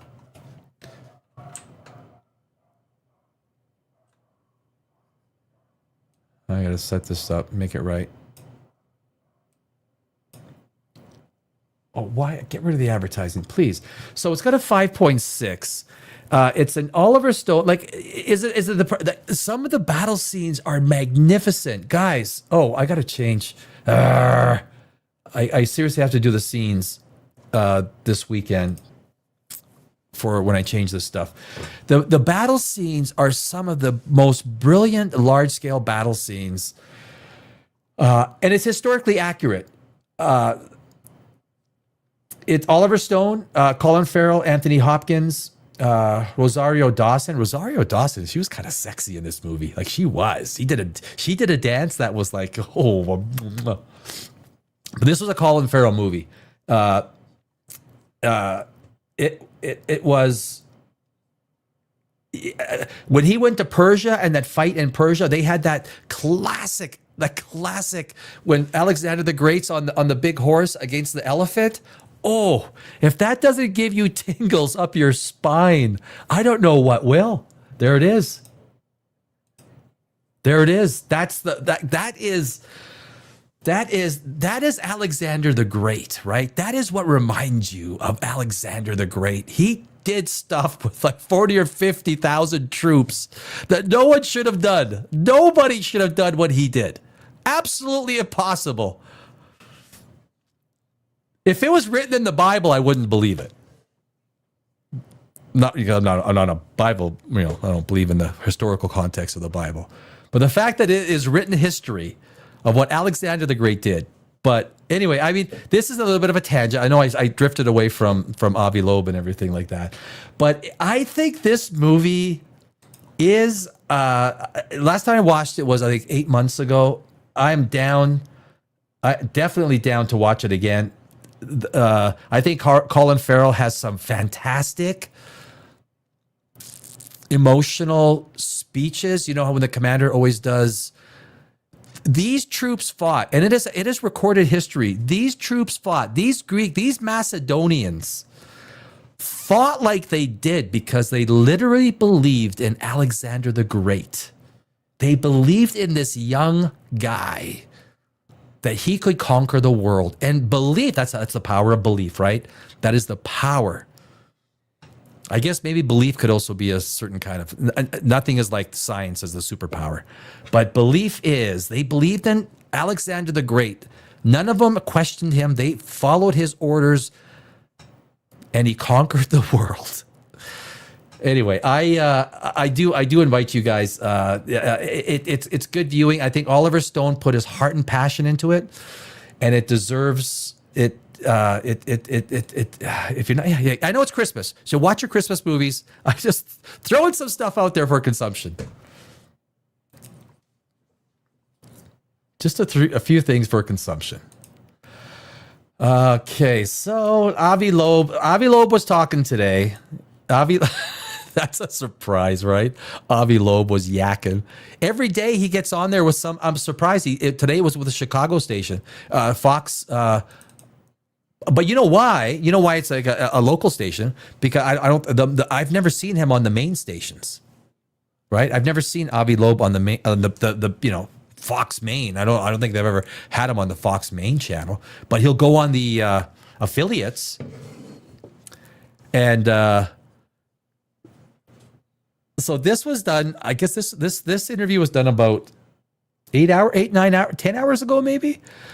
So at 1:01 a.m. last night. And look, I was online with a lot of people last night watching it. It's like, okay, let's see the Cylons. I want to see the Cylons. There's no Cylons. Nothing happened. Because I'll tell you why nothing happened. Because it was a comet. It was a comet. No, I want the laugh. I want the laugh. Boring. What? What's wrong with being sexy? I mean, there's no sexist. Oh, sexist. Okay. Spinal Tap. Rob Reiner. Shit. That's like, look, I don't believe in Rob Reiner's. I didn't agree with Rob Reiner's politics, but Spinal Tap is one of my all-time top 10 greatest movies ever made. So, we got some comments. I am going to get to those comments. We're gonna get into a little bit of this 3-Eye Atlas. Then we're gonna get into the comments. Excuse me, as I'm still getting over I think it was the flu I had. Gas is the one and only. Hold up. The one and only. Can I remove that comment? Okay, so yeah, like I say, this is Avi Loeb talking today. So I was setting this video up. Avi Loeb is talking. 3-Eye Atlas has come and gone. 168 million miles at 1:01 a.m. Eastern today. So that is, what is that? 20 hours ago? 21, just less than 21 hours ago. He always goes on the local stations, and he's always excited. He's always smiling. Of course, he's got the Netflix deal. He's got the Netflix show. The money was not disclosed, how much he was paid. That's interesting in itself, isn't it? Avi Loeb. It's Friday night, my friends. Sit back and relax as I present to you the latest interview from Avi Loeb. Avi Loeb, as we get ready for Atlas to make its closest appearance toward Earth. Thank you so much for joining us, as always. It's a great pleasure to join you, as always. All right, so what are your thoughts on us at this point in Atlas's orbit? Well, for us, it's a highlight, not for 3i Atlas. It avoided the Earth, actually, when it came closest to the sun. It was on the other side of the sun. We couldn't observe it from Earth. However, today, it's closest to Earth, and that's a great opportunity for us to observe it because it's also a new moon. So there is... Oh, it's a new moon. Guys, we got some astrology in here now. I know what he's probably going to... I think it's something about to do with the light. Light refraction is not as much light hitting the moon and reflecting. And I've heard that argument, that comment. But he was talking yesterday about stuff coming out, ships coming out. But he's still just as happy. Much moonlight in the night sky. And what is unusual, and we realized it only recently, is that there is an anti-tail, a jet pointed at the sun. He brings up the anti-tail jet. I have a five slide slideshow. What do I say? Is that how you say it? I have a 5-page slideshow about all of the comets that have come that also had an anti-tail. We'll do that in a bit. I don't want to do it this early into the interview, but I will show you how many comets have actually had an anti-tail. It's not very common. It's not very uncommon. It's very common. Still in existence, even though now it's in the opposite direction to the motion of the object. What we saw before, when the object was approaching the sun, we saw a jet pointed at the sun in the direction. See, he's talking about it like it's something new. This has never happened. Oh my God, this is just like regular comet fare. This is like, yeah, I got into the car and I started the car and I pressed on the gas. It went forward. Really? Of motion. And in addition, we learned this week that the rotation axis of this object is also directed at the sun because the jet was wobbling around it. And that means that the object had a permanent day side from the sun-facing side and a permanent night side on the other side. Did you guys hear that? So there is... on one side, the sun shines, and then on the other side of it, there's no sunshine. That's literally... So basically on the Earth, you know how it's like nighttime in North America right now? It's sunny in China. That's literally what he fucking said. Okay, that's my first curse word in this show. But that's literally what he said. There's a dark side and there's a light side. That is different from the Earth, where the rotation axis is nearly perpendicular to the direction to the sun. So a day changes into night for us on almost every point except for the poles. And so that is unusual because it means also that the jet came, the base of the jet is close to the pole of this object. And now, after it passed closest to the sun, there is a different jet coming from the other pole. Oh my God, don't tell me that it's like shooting multiple gaseous emissions from multiple places. What a bad comment. You know what, guys? There are a lot of places. I'm telling you, there's a lot of YouTube channels you could go to hear all the bullshit. You can to hear all the bullshit where they buy into this crap, like it's some sort of Harry Potter moment. Oh my God, it's gassing in more than one place. Really? Oh my God, gas is being expelled from this comet in more than one place. Is that good? Is that magical? Is that Harry Potter-ish? Is Gandalf on this thing? Uru? Who's writing on this channel? We won't take it on this channel. Like this is one of the few channels, I'm telling you, man. The question is, how do we get these tightly collimated jets? They seem to be at least 10 times longer than they are wide. And if you just have a pocket of ice on the surface of a rock, you would expect when the sun... A jet that is 10 times longer than it is wide. He literally just said 1 + 1 = 2. So when you have a jet airplane flying through the air, do you expect the emissions from the jet to be longer than it is wide or wider than it is long? The very fact of physics. He literally just said 1 + 1 = 2. Literally.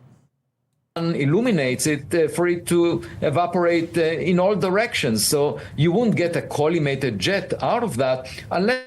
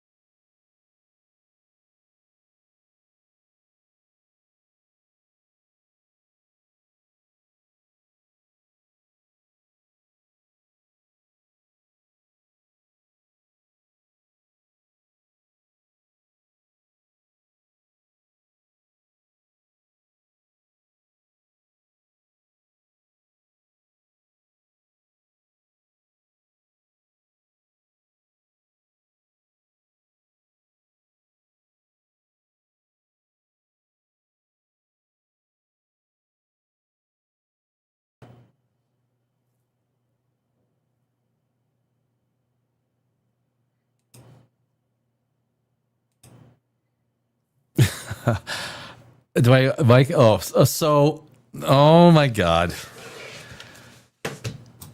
So everything is rocking away, and all of a sudden it goes, your computer needs to reboot.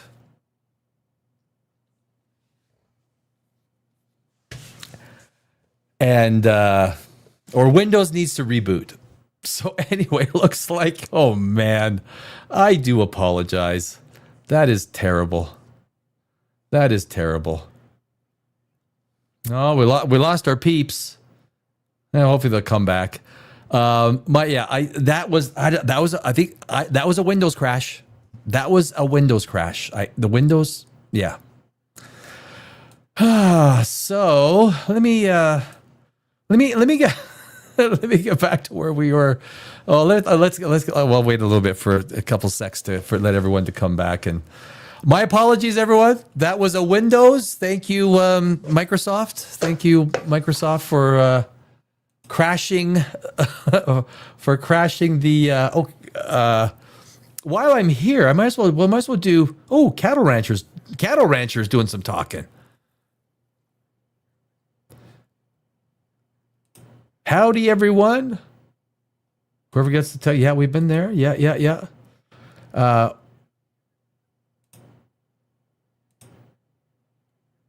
Love the battle scenes. Yeah. Good night, y'all. At 3 a.m. did the Dirty Red. So, So yeah. This sucks. Okay, I'm going to go and find. Let me get the video file back up. And hopefully people will find their way back to the live stream here. Guess is the one and only Avi Loeb. As we get back into this. It is unfortunate, but it is technology, and it is a matter of fact with... Oh, okay. Right. I got to get back into this, fix this, go like that. It is Friday night. Let's get back. And I think we got it here. So where were we on the video? Right about here? We'll start from there. Okay, here we go. My apologies. That was Windows cutting us off, ending the stream, and now we're restarting. So if there is something that is old, it should be released to the public, and scientists like myself would love to look into it. The other thing we can do is obviously observe the sky and look for any outliers, unusual objects that operate in ways that go beyond the performance envelope of familiar technologies. And that's what I'm doing by leading the Galileo project. We have 3 observatories, and we will be monitoring millions of objects in the sky in the coming year. And if we see anything unusual, we let everyone know, because we... Oh, he will. Believe me, if they see anything unusual, he will find something unusual. I have no doubt. Are not particularly interested in it. human-made objects. Let me kind of ask you about your timeline of watching Atlas. You know, I say the last couple of months we've been talking about it, but when did you start really keying in on Atlas?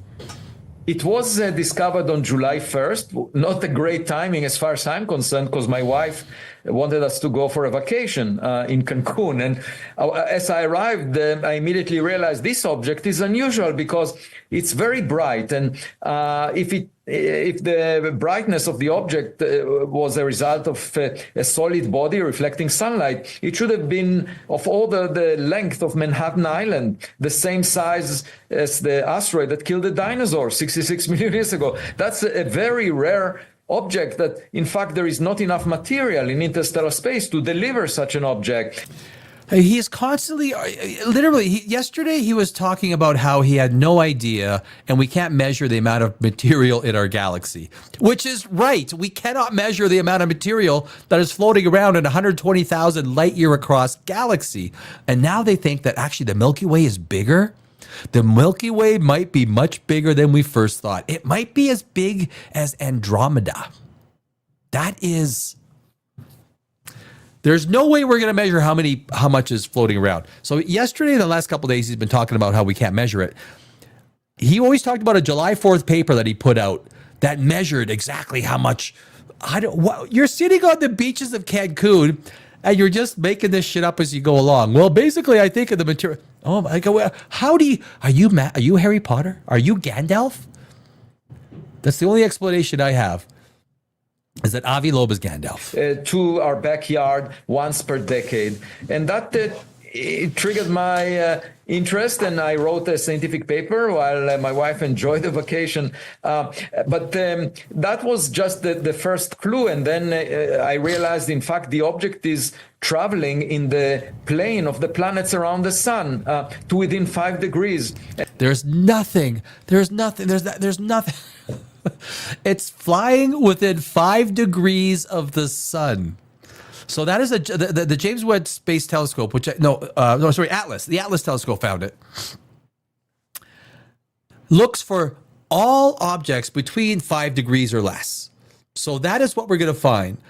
He always makes this out to be some sort of an anomaly. It's not. Apophis, Asteroid Apophis, which we just talked about, right? We just talked about Apophis before this. Apophis is at a 3.31 degree inclination chain difference from our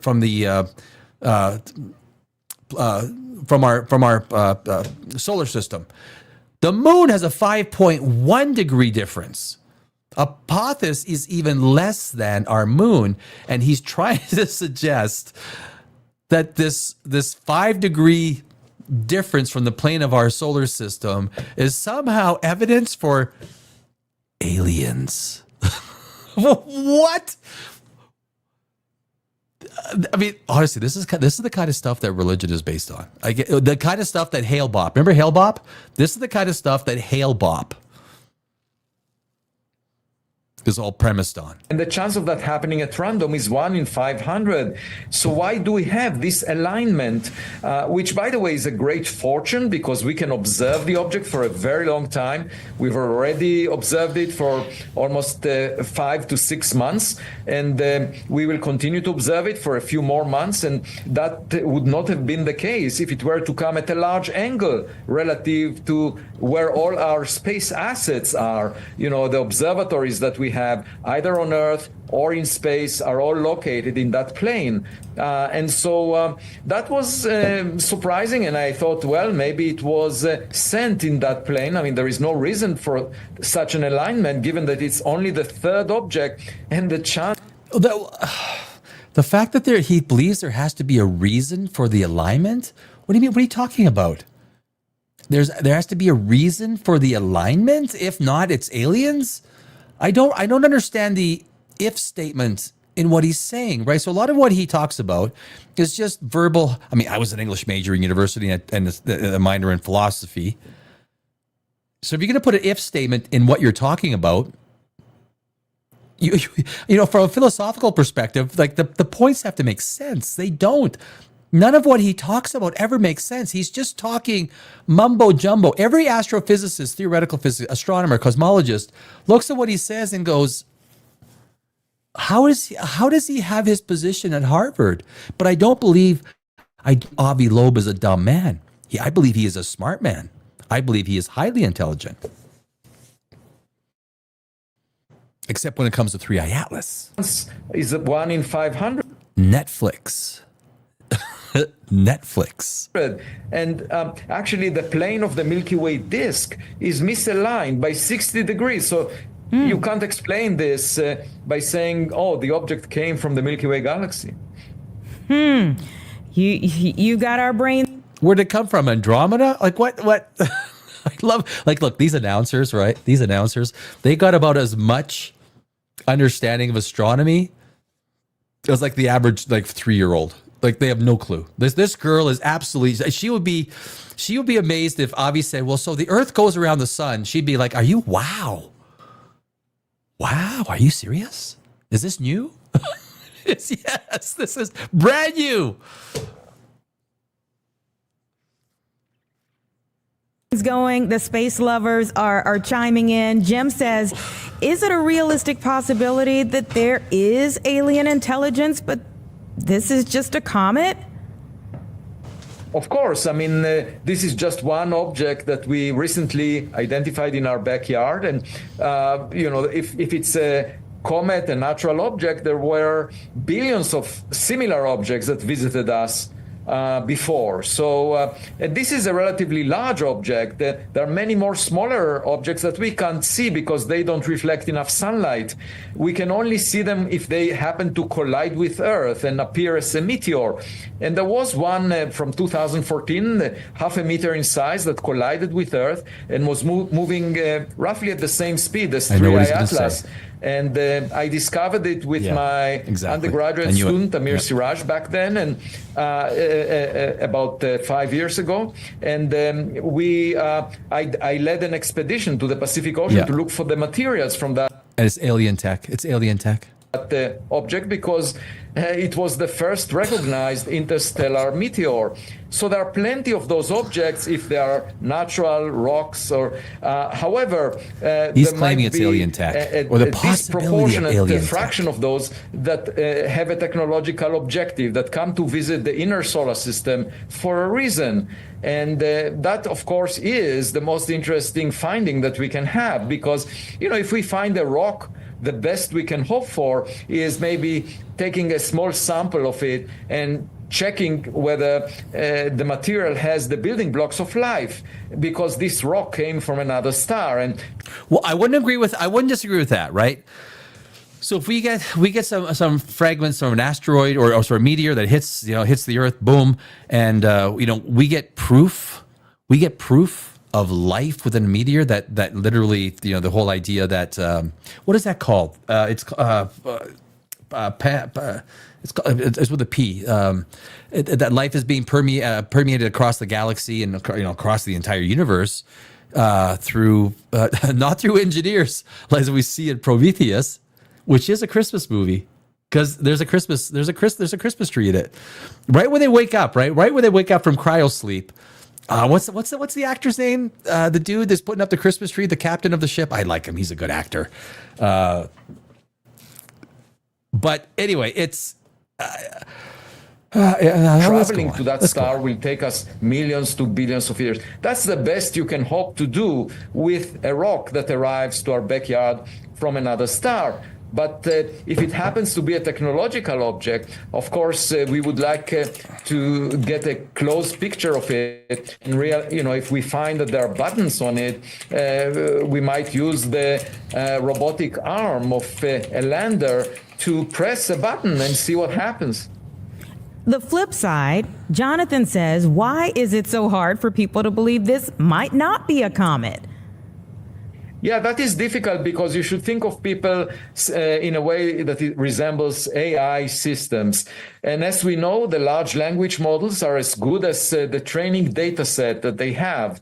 So if you take people and train them on icebergs or icy rocks in space, and you say, these are the objects that we found in space in the past, they would always identify any object in the sky as a space rock, as a natural object, because that's what they're trained on. And that's the way you should. He literally said nothing there. You guys listening to him? He literally said nothing there. I'm trying to get the point of what he was trying to say. I'm like, the Panspermia. The word I was trying to think of is Panspermia. Panspermia is the idea that life or its seeds are transferred between celestial bodies, such as by comets. It's called Panspermia. It's the Panspermia hypothesis. A specific variation focusing on comets as the primary transport and even incubators for life is known as cometary Panspermia. The general theory of Panspermia suggests that life exists throughout the universe and is distributed by mechanisms such as comets, asteroids, and meteoroids. Think of, comet experts. That's what they worked on for decades. And all I'm asking them is to expand their training data set, because we know that we launched equipment to space and that there are not only rocks there. And assuming that we are the most accomplished technological civilization is really arrogant, because, the sun arrived to the scene only in the last 1/3 of cosmic history. Most stars formed billions of years before the sun. And there could have been many space entrepreneurs out there that are far more accomplished than Elon Musk. And he brought up Elon Musk again. He brought Elon Musk on an interview yesterday, threw him under the bus. He just threw Elon Musk under the bus again, that are much more accomplished than Elon Musk. Because that was his words, right? I didn't get that wrong. He said much more accomplished than Elon Musk. Look, I would not compare myself. I don't like comparing myself to anybody. There's no point to. There's no reason to compare or to suggest, unless there's ulterior motives. I mean, this is just like he threw Brian Cox and Neil deGrasse Tyson under the bus because they didn't believe in what he was saying, or they offered, the alternative notion that it might be a comet. This is the more I hear stuff. This is not what a scientist does. This is not what the head of astronomy at Harvard does. But he's got tenure. He has tenure. He do whatever he wants. He's there for life. He's got salary for life. We should approach this with a sense of modesty and just keep our eyes up and see if there is anything coming our way. And just on... You think no one is keeping their eyes open and watching if something is cut? That the whole freaking world is doing that, you dumbass. I'm doing that. The whole freaking world is looking for something coming our way. You think you're the only one looking for shit? God, are you stupid sometimes? This man is stupid sometimes. He is stupid for a man who is not stupid. This man is not dumb. But he makes it all about him. I am the only one in the entire world.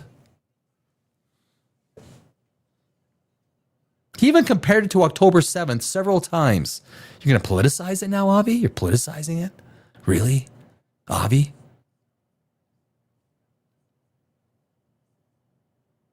January 2nd this year, there was an object near Earth that was classified by the Minor Planet Center, the official organization, as a near-Earth asteroid. And then within a day, they realized that it moves along the path of the Tesla Roadster car that was launched by SpaceX. So then they removed it from their catalog and said, sorry, it's not a rock, it's a car. And the only reason they could do that is... I have one thing to say. You went full retard, man. Never go full retard.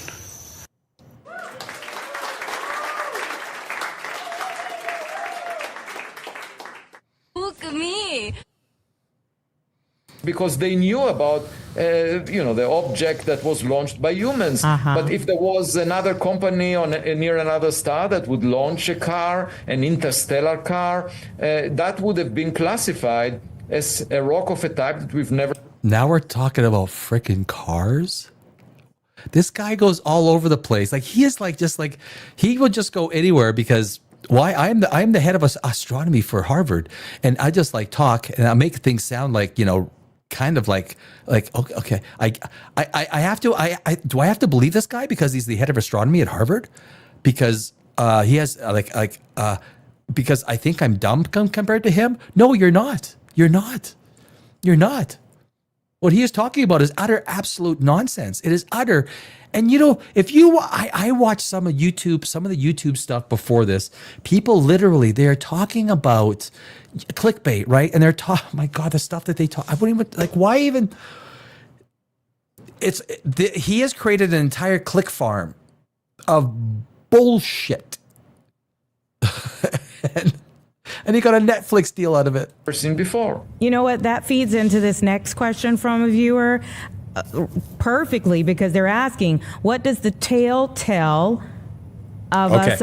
What does the tale tell us about the possibility of this being technology rather than a comet? Okay. This is the perfect time. So now we're talking about the anti-tale, right? So he always goes into the anti-tale. And so I just happened to develop a 5-point slideshow that goes deep into the idea of anti-tales. Look, I am just like any other guy. I do chase some tail once in a while. I do. I do chase some tail. It's Friday night. Just relax. It's Friday night. Friday night's fun. Friday night fun show. But so I did this slideshow. I'm going to pull up from my computer, I guess, because it's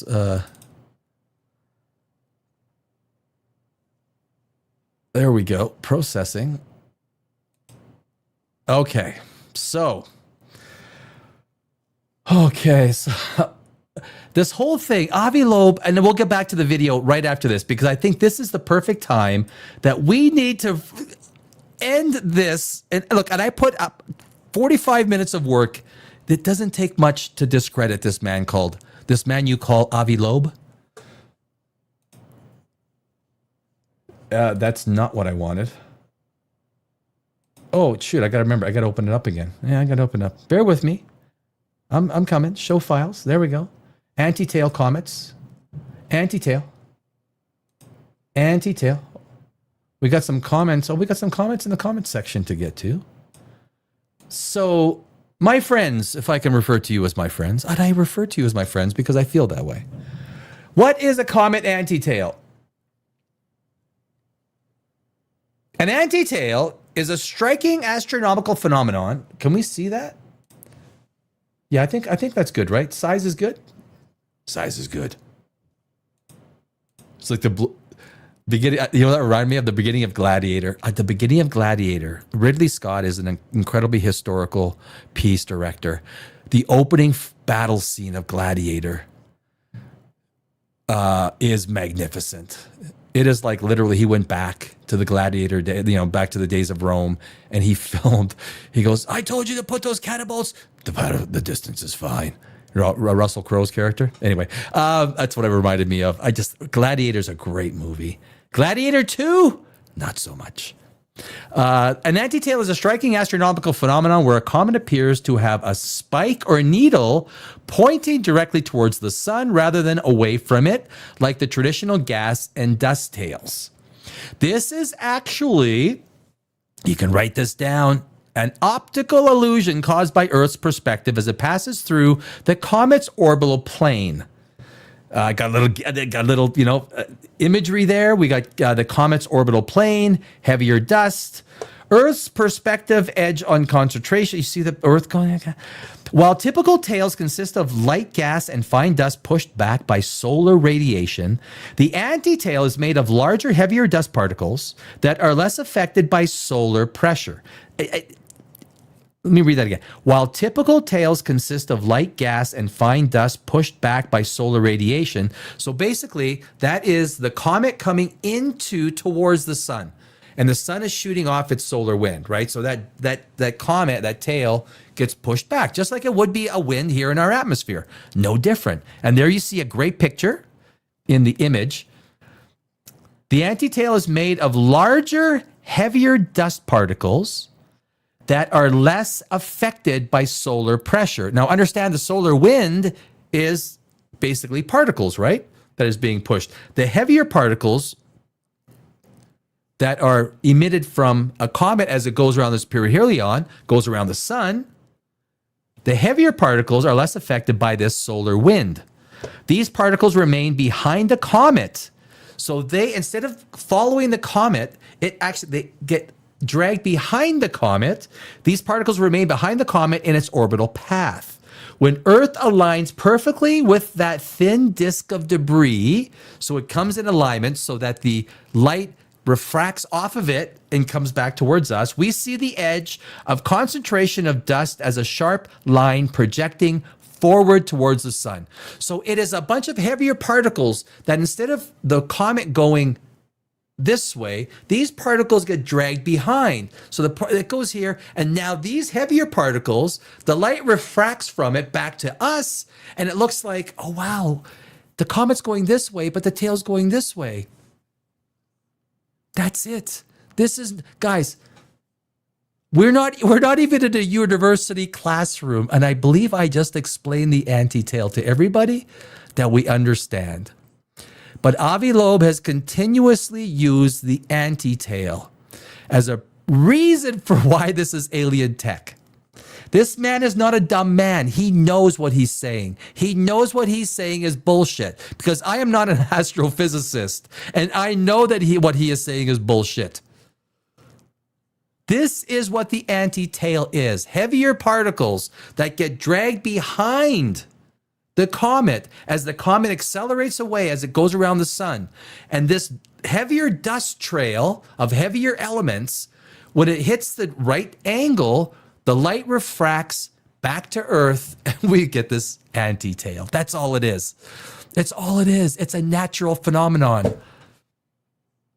It's like saying this is no different than saying back 2,000 years ago when there's a thunderstorm, it's like God is angry. Like, blah, blah, blah, blah, blah. You see the lightning? That is Thor. That's all it is. Slide number 2. The historical classic examples. These are comets These comets provided the first high-quality photographic evidence of antitails that helped astronomers understand the mechanics of heavier dust particles. Again, it's just heavier dust particles that get dragged behind the comet. Okay, some of these names are just going to mess me up. It's Friday night, guys. It's Friday night. Are you enjoying your Friday night? Is everyone? It's Christmas. Christmas. Merry Christmas.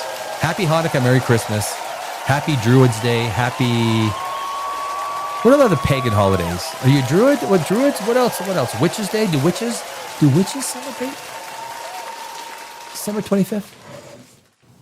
Comet errand Roland which was named C1956R1, perhaps the most famous anti-tail in history. In 1957, it displayed a prominent needle-sharp spike that appeared to be several degrees long, pointing towards the sun. Comet Kohutek,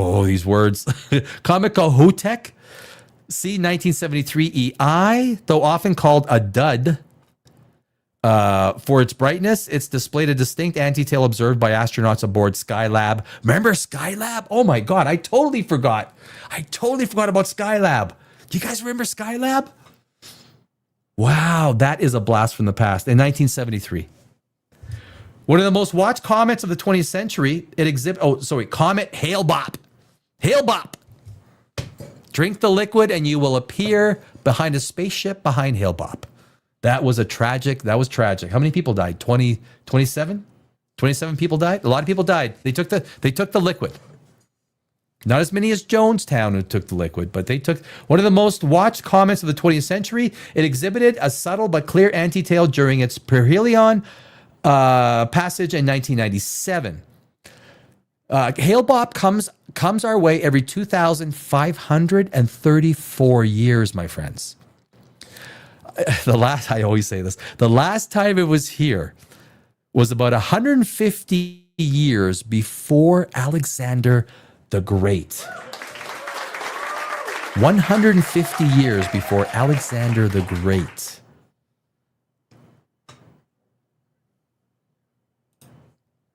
Number 2, the great comets of the 2020s. These comets were bright enough to be seen with the naked eye or binoculars and displayed some of the most textbook examples of anti-tails ever recorded. I will guarantee you, Avi Loeb is not dumb to this. Avi Loeb is not a dumb man. It's just the way he says it. For people who are slightly educated on this stuff, he looks dumb. It feels agenda driven. Comet C 2023A3 or Chus Atlas. I'm not going to say the word. I can't say it. In late 2024, this comet developed a massive sharp anti-tail that appeared as a long needle pointing toward the sun. It was one of the most photographed astronomical events of the decade. Comet C 2022 E3, known as the Green Comet. That's because it was it was Ryan Reynolds is what it was. It surprised observers in early 2023 by developing a distinct thin anti-tail as Earth passed through its orbital plane. I have never wished for Ryan Reynolds' Green Lantern to return until I watched Superman. When I watched Superman, I was on my knees begging for Ryan Reynolds to return as the Green Lantern. That's all I got to say about that. Comet Neowise C2020 F3. Ryan Reynolds as the Green Comet looks better every year. He does. That movie looks, you know what? Watch it again. When you watched it back in 20, whatever it was crap. Today, it's not that bad. It's aged pretty good given what we're watching today. I dare you. Watch Ryan Reynolds in Green Lantern. You might say, you know what? That wasn't that bad. It wasn't that bad. Comet Neowise, nothing to do with the Matrix. C2020, during its peak in the mid-2020, Neowise showed a complex structure that included a subtle anti-tail component visible in long exposure photographs. Guys, I spend hours doing these graphics. Hours. Actually, I don't. It's AI. AI helps me do this shit fast. It would take me a day to do one slideshow in Photoshop. Today, AI is going to change the world, my friends. And you got to keep up. You got to pay attention. You do. You can come to Dimension Zero because I'll give you as much info as I got. I will. Number 3, recent periodic and hyperbolic visitors. While not always great comets, these objects provided significant data for astronomers studying dust grain sizes. Comet 12P Pons-Brooks, known for its horn-like outbursts. So every comet is different. This is what we learn about every comet. So this comet had horn-like outbursts in 2023 and 2024. This comet displayed an anti-tail during its closest approach to the sun, though it was often overshadowed by its dramatic gas shell. Every comet has a distinct identity. They're not all the same. They are as different as human beings. Three-Eye Atlas, Avi Loeb is just sometimes distinguishing some of the things that makes Three-Eye Atlas look different, feel different, behave different. But it's well within the realm of what is called regular normal physics or cosmology or whatever you want, Comet C 2023 P1 Nishimura, Japanese, I guess, right? Discovered just before it swung past the sun in late 2023. It showed a brief but bright antitail that was highly compressed due to its close proximity to the solar disk. Again, it had different characteristics than 12P Pons Brooks, which had horn-like outbursts, which Avi, I'm surprised he didn't say, look, this is alien. It's got horns. They're probably bull-like creatures that are displaying their aggression. Comet C 2021 A1 Leonard. This comet's antitail was particularly interesting because it appeared just as the nucleus began to fragment, creating a unique trail of large debris. And of course, that is nothing new, right? These comets often break up as it closer gets to the sun. There is so many forces at work, especially as it nears the sun. You got, basically heat and gravity, right? It gets closer, you got magnetic fields, all these things that work together. Current and interstellar anomalies 2025. These represent the very latest observations, including objects that are currently in our sky. Three-Eye Atlas. There you go, my friends. Three-Eye Atlas made the list. I made sure it made my list. I did. Because it has an anti-tail just like the other comets. Nothing new, nothing to see here, folks. Nothing new. There isn't. Honestly, there's nothing new. Three-Eye Atlas, the 2025 interstellar comet as of December 19th, 2025, which of course today is December 19th. This is the most famous current example. Its antitail is described as wobbling or misaligned, which is currently a mystery being studied by major observatories. Comet C 2024 S1 Atlas. Is this the one that broke up around the sun? A sun grazer comet that, despite partially disintegrating, left behind a trail of heavy dust that briefly appeared as an anti-tail from Earth's viewpoint in late 2024 and early 2025. That one basically broke up going around the sun. The sun's got 30 times the gravity Earth does.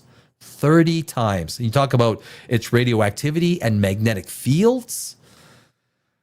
The sun is a superpower. It is, Comet C 2025 V2, a more recent discovery that is beginning to show the early signs of a dust trail alignment that should produce a clear anti-trail by early 2026. I'm sure Avi Loeb can jump onto that one.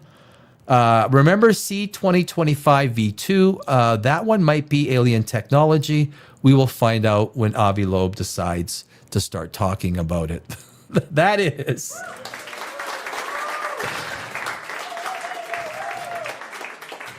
the slideshow. So the second that we started talking about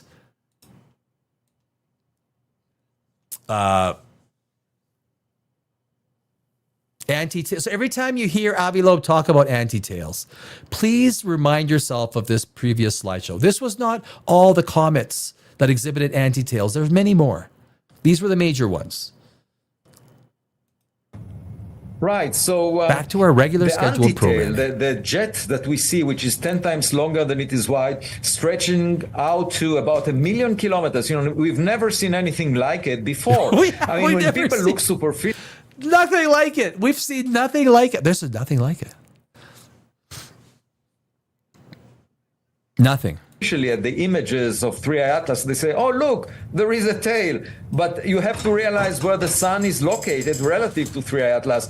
And it's not a tail, it's an anti-tail, meaning that it's not being stretched away from the sun by radiation pressure or the solar wind. Instead, it's actually pointing towards the sun, and it goes out to 1 million kilometers away from the object. So that's bigger. That's a few times bigger than the distance to the moon from the Earth. Just imagine a jet coming from the Earth and going a distance that is bigger than the distance to the moon. That's the jet we are witnessing. And it's not the standard cometary tail. It's an anti-tail. And yeah, no comment. So not many astronomers are actually trying to explain it. They say it's a comet, but then It's a. Did we look? We just went through anti-tails, right? We just went through it. The guy's still yakking about it, like every astronomer is a freaking idiot. The few 100,000 astronomers in the world, they're all stupid. Everyone at NASA is stupid. Everyone at ESA is stupid. Everyone at the Japanese Space Agency is stupid. Everybody is stupid because nobody is paying attention to the fucking anti-tail. Everybody is paying attention to the fucking anti-tail. You dumbass idiots. Oh, that felt good. Oh my God, that felt so good. Oh, guys, you got to try that. You got to try it once in a while. Look at Avi's face. Do what I did. There's an entire. I feel good. I feel good. I feel good. how do you explain the anti-tail? We have to come up with a reason for it, and we have to explain why it's so tightly collimated, 10 times longer than it is wide. And why is it also persistent? Because previously the object was facing the sun from one pole of its rotation axis, call it the North Pole, and now, as the object is receding from the sun, there is an anti-tail coming from the South Pole, the other side of the object. And where would the anti-tail come from? Where would it come from? Of course it's going to come from there. The heavier particles are being pulled back towards the sun. Where is it going to come from? The north? What the fuck are we talking about? Hello? Oh. Why would there be a pocket of ice symmetrically exactly at the poles? And why would you get it to produce a collimated jet like that, like a beam of particles coming out of it? These are questions that were not addressed by any of the comet experts. And if you look at the press conference of NASA, for example, they haven't discussed anomalies like that. Or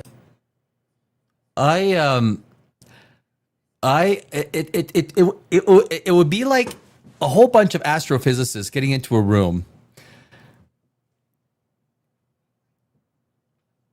and like, you know, going over like 3 times 9 is 27. We got to go over this anomaly. What anomaly? Well, 3 times 9 is 27. I know. We got to go over it. What? Why? What? It's already settled science like 3,000 years ago. We got to go over it. Like, what? What? Or the alignment of the trajectory of Three Atlas with the plane of the planets around the sun. He's back You to know the what? plane of You the bring planets. up North and South Pole, He's and back now to that I'm like, one. maybe it's just Santa. Maybe it's not a comet at all. Maybe we've been looking at Santa getting ready to make his run. Don't bring Santa Claus into this. Don't bring Santa Claus into this. Don't. That's defamatory. Well, my hope is it will not deliver any unwanted gifts. The other thing is Avi is Jewish. There's no Santa Claus in Hanukkah. There's no. There should be. To Earth. I don't think there is anything special about its distance from Earth right now, but it would be interesting to watch out what happens on March 16th when it gets closest to Jupiter. See? So everything fell apart when it got closest to Earth, right? So now he's just, this is, if you came in earlier, this is Avi milking the teat of 3i Atlas. This is what I'm doing. I am milking. I am Avi Loeb. This is 3i Atlas, and this is the teats. And Avi is milking the teats. Because yesterday at 1:01 a.m. Eastern, it got closest to Earth. Hey man, I did a live show watching. I didn't expect much. I expected nothing. And what happened? Well, if you guessed nothing, you are the winner of tonight's prize. What's the prize? It's pride. You win your pride. Friday night, my friends. It's just Friday night. Relax. It's all good. Because it arrives just at the right distance from Jupiter for Jupiter's gravity to dominate over the sun's gravity. And maybe there is a reason for that. Maybe it will deploy some objects there. Already, near Mars. You heard that. You literally just freaking heard that. The 3i Atlas might deploy objects there. Are you freaking kidding me? This is the head of astronomy at freaking Harvard. He said the same thing about Earth yesterday. It might deploy objects at 1:01 a.m. If I'm on the spaceship and I'm like, Captain Kirk of this 20-mile mothership, Captain, should we deploy the drones? No. We'll wait till we are the very closest. Well, that's not till 1:01 a.m. their time, Eastern time in North America. We will wait till 1:01 a.m. Eastern time, and then we will not deploy the drones. We will wait till Jupiter. Excuse me, sir? We'll wait till Jupiter. What? Ensign, you're fired. You're fired. There was something really strange. Aliens. Aliens. Several NASA spacecraft were looking at it, like the Mars Reconnaissance Orbiter and MAVEN. And then a couple of months later, MAVEN disappeared. I mean, we lost contact with it. NASA cannot establish any signal from MAVEN. And it arrived at Mars 11 years ago. So this spacecraft was operating very well for a very long time. And suddenly, we can't contact it anymore. Because there would have to. So look, if there's a crime, you got to have motivation. What would be a fuck? He's connecting. Oh, he's connecting. Like this is. I spoke about this earlier. He's connecting 3i Atlas. 3i Atlas are aliens, and the aliens decided that Maven was going to be some sort of a threat to it. What was this satellite going to do? It was. There's so many other satellites that have kept a close eye on 3i Atlas that weren't shut down. What he's suggesting is that through some sort of sci-fi technology that he saw in maybe Star Trek, or he saw this on Battlestar Galactica, no, probably Star Wars, that he is literally suggesting that this alien tech in 3i Atlas, this is what he's suggesting. He didn't say it verbatim. I'm translating. I'm translating Avi Loeb into English. He's saying that this 3i Atlas intentionally sent out some. Now, if it would understand, and this is what Brian Cox would do. This is what he would say.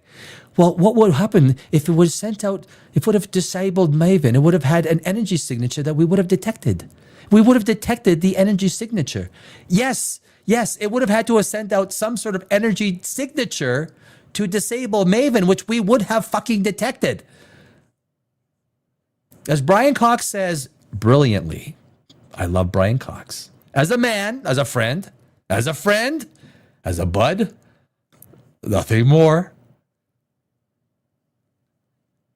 If there's no energy signature, if there's nothing, it doesn't exist. If something exists, it has a signature of some kind that we can detect. And as Stone Cold Steve Austin would say, and that's the bottom line. Sorry. Prince was asking about what you just addressed there, that close approach to Jupiter, and asking whether there would be a reason for alien life to be interested in Jupiter. Yeah, so one thing to remember is that we arrived late to the party, the cosmic party. First of all, the sun formed in the last 1/3 of cosmic history, but more importantly, humans arrived. What does this have anything to do with the question that was proposed? We arrived late to the party. How do you know? How are you so sure when life actually formed across this universe? Maybe we needed 10 billion years for stars to explode and have their multiple generations of stuff released so that the Carl Sagan would say, the star stuff of life could create us. But yet like we're late to the party? What if we're early to the party? Only Avi Loeb knows, I guess. At Earth, on Earth, just over the past few million years, which is 1 part in 1,000 of the history of Earth. So if you just imagine an object like 3i Atlas, it was probably sent to the journey billions of years ago. That's the amount of time it takes at its speed to cross the Milky Way galaxy disk. So that means that at that time, they do think that 3i Atlas, the scientists, not him, scientists believe that 3i Atlas has been traveling up to 7 billion years. 7 billion years. It has traversed and crisscrossed our galaxy. It might have been 100 miles across when it started, right? It could have been huge. But this thing has been traveling across the Milky Way galaxy as what is thought to be up to 7 billion years at 150,000 miles per hour. The Earth was not particularly interesting. It was a tiny planet. Not Avi fact. And life was very primitive. And there might have been a completely different reason to send a technological object to the solar system. And Jupiter was back then and is still now the most massive planet in the solar system. I mean, one thing we have found is almost every flippin' solar system has the most common planet is a Jupiter type planet. And like a lot of them are floating really close to the suns or to their stars. But what we find quite commonly is these massive gas giants. They're not rare, but they wanted to see our Jupiter. It's a failed brown dwarf, basically, right? It's a failed brown dwarf. That's what it is. Jupiter would need to be, I think, like another 5 to 7 times bigger to be a brown dwarf star. And about another, I think, 25 to 30 times bigger to be a red dwarf. In which case we would be a binary star system then. And it would be questionable whether Earth would have even existed in the form that it is, right? We wouldn't be around. I mean, the chance of us being here is like 1 in 10 to the 797th power, which is mathematically correct. The chance of us being here since the Big Bang is 10 to the power of 797. That's the chance of us humans being here. It's much more massive than the Earth, much more easy to detect from a large distance. And so, we tend to think that even though we arrived late to the party, someone would like to dance with us. And if they come to visit the solar system, they would definitely be interested in us. Well, that's very self-centered. And, we also ask, where is everybody? And of course, the answer may be that they don't care much about us. And we have to seek. If they don't care much about us, why did they send a 20 freaking mile spaceship to see us? This man is full of contradictions. This man doesn't even know what he said a few minutes ago or what he said yesterday. He just talks out of one side of his butt and then the other side of his mouth.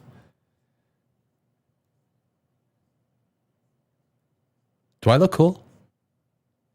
I'll wear my sunglasses. Then to look for them, we need to be proactive. We need to check if objects arriving into the solar system are only rocks, or maybe among them there are some tennis balls thrown by neighbors or some technological objects. Did he just say tennis balls?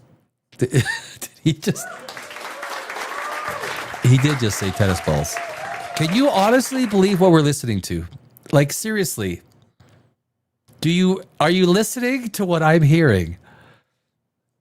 That's our responsibility of staying curious and finding out our neighbors. Yeah, maybe it is a very self-absorbed thought process to think like we're looking for them. Maybe they're really not looking for us.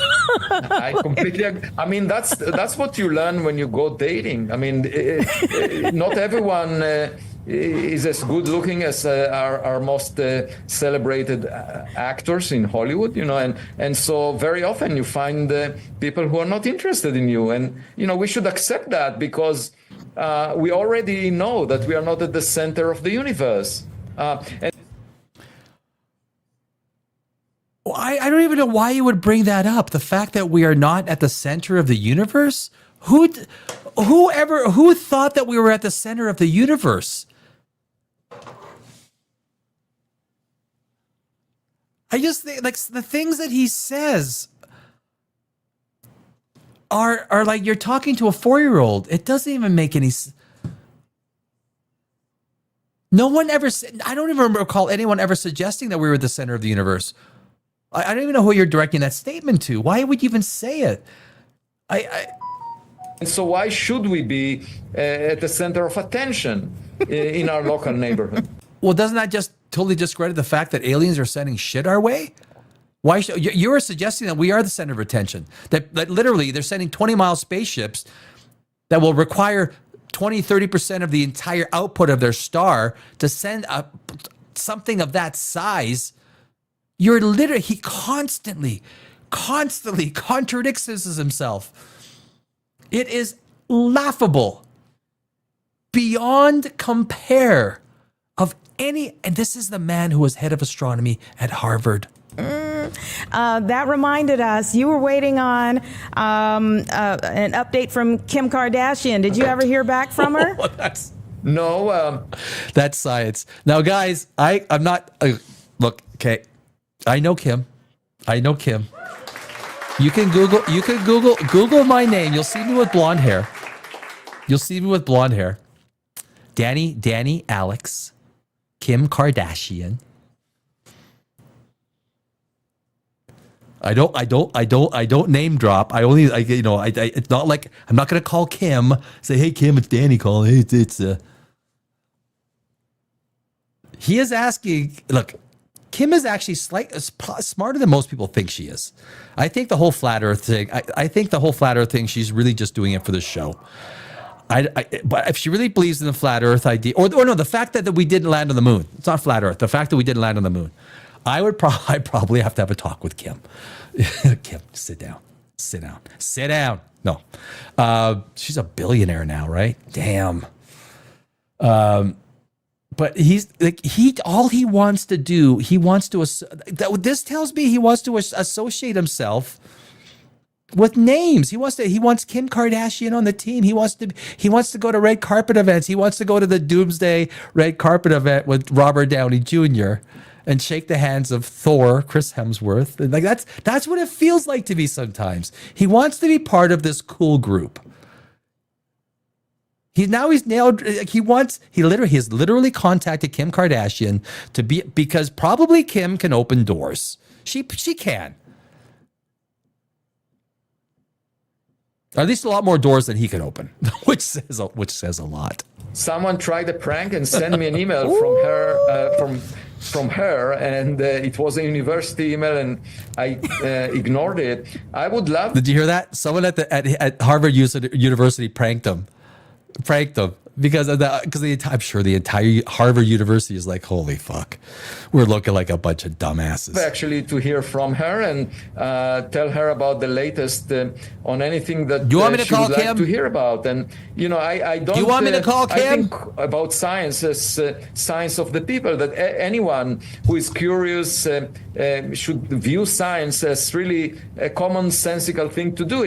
Kim? Collecting as much data and evidence and clues. That's what a detective does when trying to crack the mystery of a crime, and the same happens in the context of science. We are just building instruments to help us figure out things, and everyone can be part of that. It's not the work of the elite. It's any person is encouraged to try and participate in that endeavor. And I would disagree with that. I will agree with him on that. I think that's, you know what? We can all be a part of it. We can all participate. in our own way, except in the idea that, look, if you're going to get into this, if you're going to like real science, not Avi Loeb science, real science. I'm talking about stuff that let's identify what it is. Let's use, exceptional claims requires exceptional evidence. And what he is doing is he's making exceptional claims using Mickey Mouse, Marvin the Martian evidence. That's the problem with Avi. I got a lot of emails from parents who tell me that their kids now want to become scientists, and I love. Oh, I'll send you a fucking email. That this is the biggest reward, I think, from the passage of 3i Atlas, if it happens to be a rock. So, we're still analyzing Atlas, but what is on your agenda for next year? Where do you go from here? Okay, I heard this part. What do you think he's going to say? So she asked, what do you think he's going to say? I want to, all of you. It's Friday night, so you're sitting back, you're relaxed. I hope you're relaxing. I do. It's Friday night. Guys, this is Friday night science fun, okay? What is on Avi Loeb's agenda for 2026? Take a guess. Scratch it down. Are you ready? Yes, so in fact, we have the Rubin Observatory in Chile that was funded by the National Science Foundation and the Department of Energy. And it just started its work, and it has a 3.2 gigapixel camera that is 1,000 times higher resolution than your cell phone camera. So it should survey the southern sky every 4 days and potentially discover an interstellar object. So I did see in a different interview where he said nothing. I really have nothing exceptional planned. Damn it. See, now I look stupid. I look stupid. Every few months. So that means 100 times more objects per year. Get out of here. Get out of here. Before the Rubin Observatory came to exist. And we should start in 2026, and it will continue for the next decade. Now, the only thing is we have it only in the southern sky. It would have been nice if we had a similar survey telescope, a twin telescope doggies in the house. Covers the northern sky. But at any event, there will be more to come, and you should always believe that the best is yet to come. At least that is my approach. For example, just to give an example, I used to have a lot of file cabinets in my office at Harvard because I was chair of the astronomy department for 9 years, with a lot of material about people, about correspondences and so forth. And one day I received a note that an artist named Greg Wyatt would. I was going to say, I received an email from Daddy Alex who said that, shit. like to donate 2 bronze sculptures of Galileo Galilei to my office, plus 51 watercolors that he created. And I fell in love with his generosity, and basically I got rid of the file cabinets. I told my administrator, they represent the past. I don't care about the past. I only care about the future, and it's really because I believe that the best is yet to come.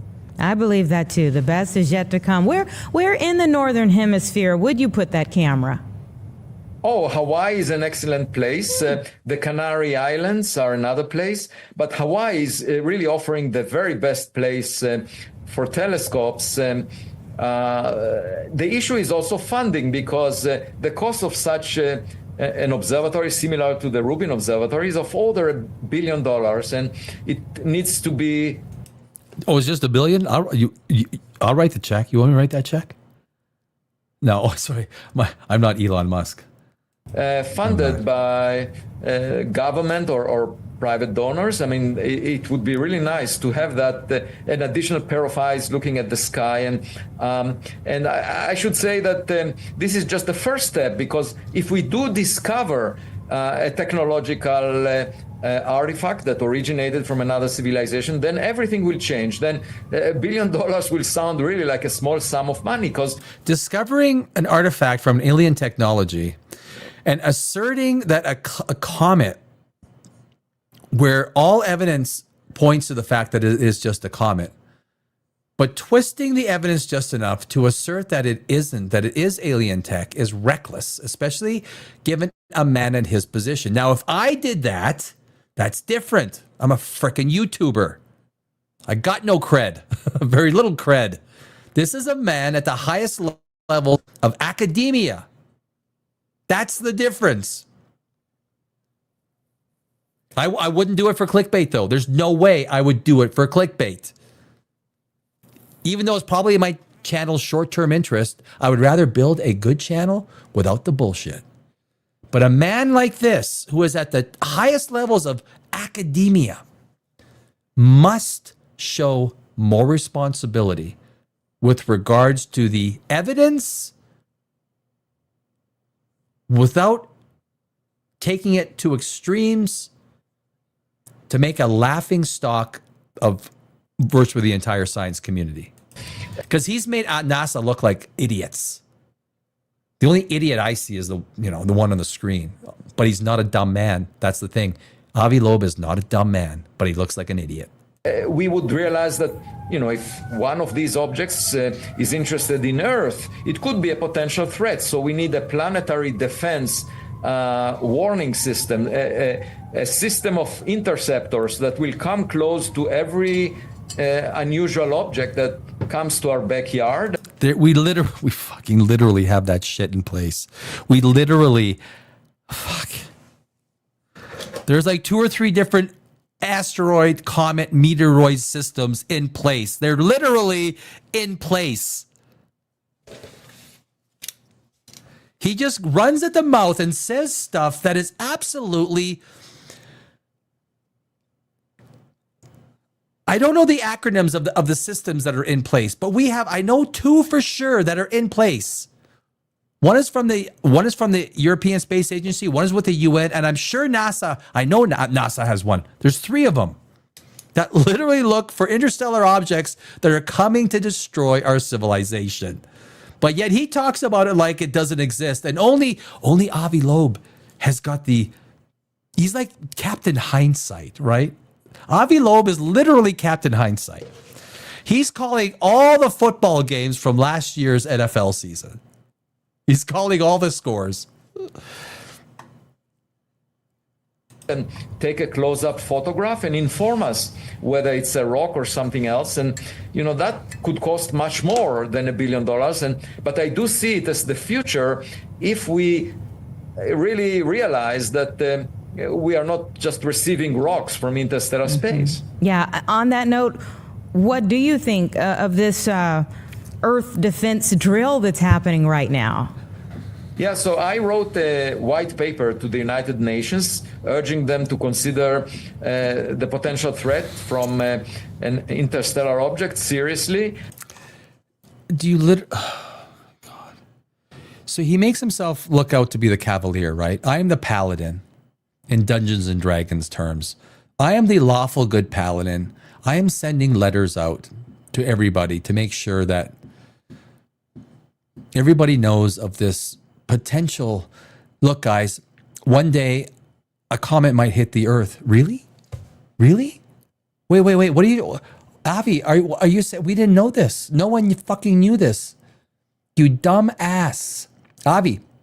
Hey, Avi, you dumb ass. This drives like I am not a condescending man. I think people that know me like I usually don't get angry. I'm not an angry guy. I don't get angry. This stuff is like no one else thought of this until 2025 at the end of the year. Avi Loeb comes to us and says, we should be looking for asteroids coming to hit us. Really? Wow, you mean what? Like space rocks? Like space rocks might hit our Earth? What do you mean? Please do explain more, Avi. Please. He'll bring Marvin the Martian with him one day, where I'm going to blow up the Earth. This is just fucking asinine. It is hard to listen to this man. If you know a little bit about science, a little bit about comets, you can imagine what the NASA scientists, the jokes around the water cooler, Avi Loeb jokes. Tomorrow night, I am live tomorrow night. I'm going to find Avi Loeb memes. I will find some Avi Loeb memes. If not, I will frickin' make them on Photoshop myself tomorrow night for tomorrow night's impromptuous show. Oh, it's going to be fun tomorrow night. Just because, we are all in the same boat, all humans on Earth. And it could be a unifying theme, because if we realize there is such a threat, we would feel that all the conflicts that we engage in through the standard politics makes no sense. It's just like a group of kids that are playing and arguing Now he's literally taking Brian Cox's talking points, literally, with each other in a sandbox until they realize that someone is visiting them, and then they start to behave much better. I think if we realize that there is something... He is so jealous of Neil deGrasse Tyson, Brian Cox, Brian Greene, Michio. Who else are he is so jealous that they have become, astrophysicists, but also relevant mouthpieces to the vernacular, to the normie. He just wants to be that. He wants that. And I'm not going to say it. I'm not going to say it till later. I'm not going to say it till later. That we have a neighbor, then humanity might come together. That would be a unifying force. Now, the United Nations is the current organization that can deal with international affairs of this nature, and I suggested creating a committee or a sub-organization that would analyze the data we have. They already freaking have one. He literally, he says it, and then he'll come out in a later interview and says, so they created one that's called the this and that. Like he was like the purveyor of this stuff. And I guess it doesn't really matter as long as you say it loud enough and in enough places. 50 years from now, who's to say? Avi Loeb wasn't. Thank God for Avi Loeb and his outspoken criticism of the UN. I'm no fan of the UN. Don't get me wrong. I'm not here for the UN. I do not. Whoa, don't. I don't think Avi Loeb is no better than the UN. On any interstellar object and decide how to respond to it policy-wise. But they are extremely slow in response. Instead, what happened a few weeks later is that the International Asteroid Warning Network decided to have a campaign, the one that you just mentioned, were starting on November 27th. For 2 months, they coordinate observations by hundreds of observatories on Earth, and in this way try to get as much data as possible about 3i Atlas. They claim that it's only a drill. They just want to test how well they can coordinate that. But I see it as a step in the right direction, that, the worst we can do is assume that we know the answer in advance, know that it's a comet, and therefore it's not of great interest, and then miss some of the data. So if this object now will behave in the coming weeks or months in an unusual way, we will immediately know about it because we are looking at it. We have another question from a viewer. Are you going to be updating your Loeb scale? Yes, I'm waiting for the data, and I would update it as soon as we have it. It may take a few weeks for the observers to release it, to make it public. As soon as I have access to the data that we will obtain around the time of closest approach to Earth, which is now, I will update my scale. Probably, my guess is in a month or so from now, because it takes time, and there are the holidays also that delay things. But if you ask me, what would be my wish? Let's say if I had the ability to do anything I want, I would love actually to board, to hitchhike 3i Atlas, to get to it and ride it towards the star, because it's moving much faster than any human-made spacecraft. For example, it had a rendezvous with 2 spacecraft. One is JUICE, on its way to Jupiter, and the second is the Europa Clipper on its way to Jupiter. And these 2 human-made spacecraft will get to Jupiter in one of them in 2030 and the other one in 2031. The Clipper has a really good chance of finding life on Europa, right? It's going to Europa. I did a video on it. That could be really interesting. And 3i Atlas will get to Jupiter in March 2026. Just think about it. They were close to each other, but 3i Atlas is moving. What does one have to do with the other? Like, seriously, what does one have to do with the other? You ask yourself, there is no association. But sometimes the human mind can be so, surface level. We just listen to it and we go, okay, what? Wait, was there a connection? Oh, they're both going to Jupiter. Oh. The human mind, especially some normies, right? I assume that a lot of people that are here, the fact that you have an interest in science and Dimension Zero, we here are a little bit different than the science. We have entertainment and science fiction and a little bit of different, but we still recognize the laws of physics.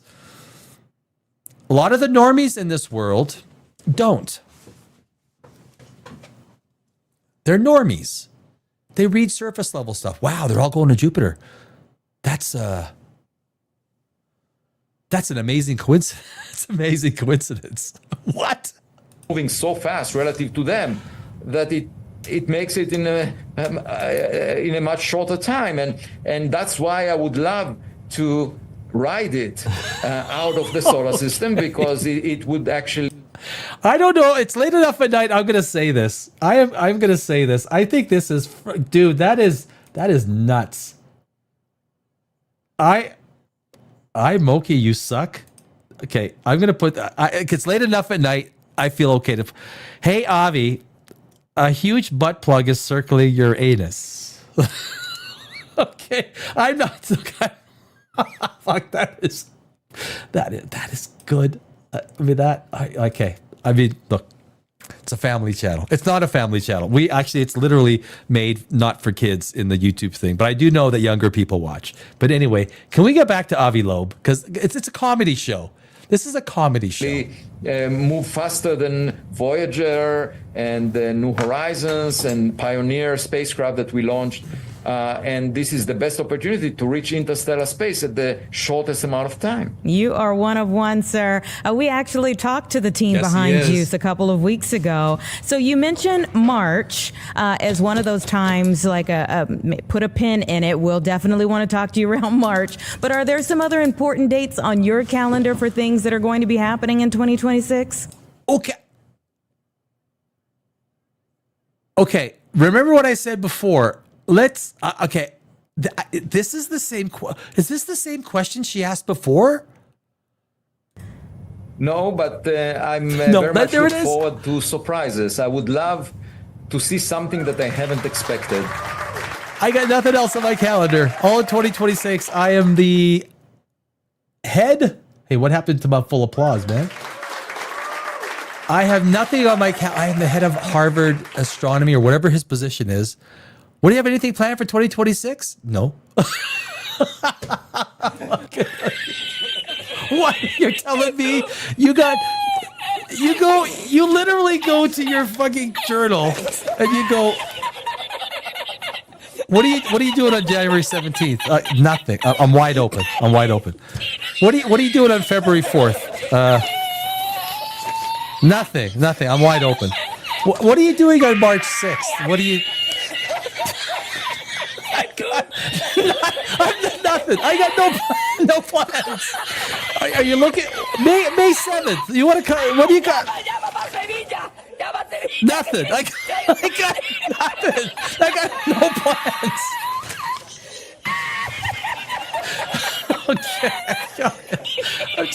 Just like this anti-tail, like the alignment of the plane of 3i Atlas with the orbital plane of the planet. I'm not expecting for example, nothing. If 3i Atlas were to release objects near Jupiter, that would be amazing because we can see them with, for example, the Juno spacecraft that is orbiting Jupiter. So I'm waiting for the unexpected, because science, very often, if you look at the funding of science, projects are usually funded to study the known unknowns. In other words, things that we know I got no plans, but we don't fully understand them. So that's what science is doing, trying to study the known unknowns. However, the most exciting aspects of science is the unknown unknowns. Meaning, it's the wait. Okay. The most interesting aspect of science is the unknown unknown. Can I one up you on that? I would propose that the most interesting thing of science is the unknown unknown about the unknowns. Can I one up you on an unknown? It's the unknown objects that are unknown to us, unknown before they're known. What the fuck am I listening to? things that we don't even know that we don't know. I love that part of science where, you just Comedy. It's comedy. This is Avi Loeb comedy hour. Stumble on something that you haven't expected at all, and you didn't even know that you didn't know that. Incredible. Yeah, things we haven't even conceptualized that could be happening. Right. Yeah. The one. Yeah, I mean, that is a very diplomatic correspondent. And only Avi Loeb, man. You are always a wealth of information, and we so appreciate you sharing it with us. I at least circled March as a time when we want you back on the show, but something tells me we're going to have you back on before then. We'll have to figure out. If you circled that time, I've checked Avi Loeb's calendar. He looks like he's free.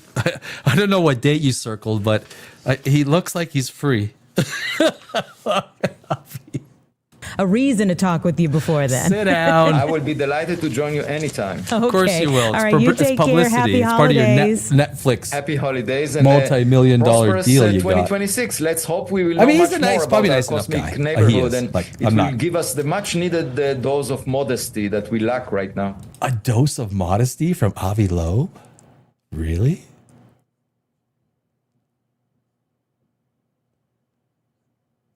Israeli astronomer, Avi? The best is yet to come, my friend. Thank you so much for your time. There are agendas associated with what. Look, there is a propensity for the systems that are, or that be, or that are. Oh, where are we? Oh no, they got stuck again. StreamYard gets stuck. The scroll features get stuck. And then you literally cannot scroll back down on the media assets. So I can't. Oh my God. StreamYard's got to fix this. It is really frustrating. Yeah, nothing I do. Nothing I do can change it. No scroll. Oh well. That's okay. We'll deal with that. That's okay. We'll have it again. So that's my buddy. That's Avi Loeb. He wants Kim Kardashian. No. Oh, I see what's going on. Something is stuck there. Software and glitches. He wants Kim Kardashian part of his team because Kim Kardashian, I'm sorry about the mobile guys, that my face is sort of planted there in between the We Go Live, but I cannot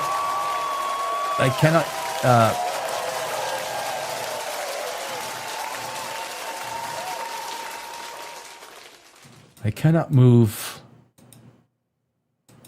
Yeah, I can't move. Yeah, I can't. It's okay. Okay, we'll keep going. Not a big deal. We're getting close to the end of the show. So it's been so.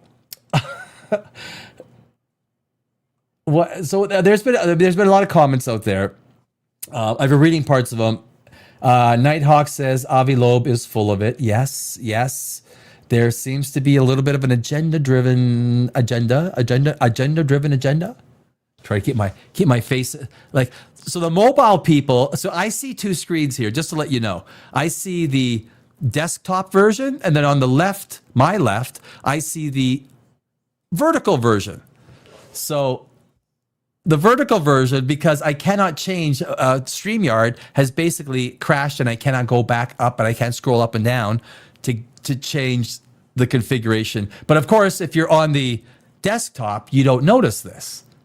So if I'm moving my head, I only got my head in the anyway. It's two different versions because I'm broadcasting on two different versions. Guys, it's Christmas. Like listen here, this is the important thing. It's Christmas.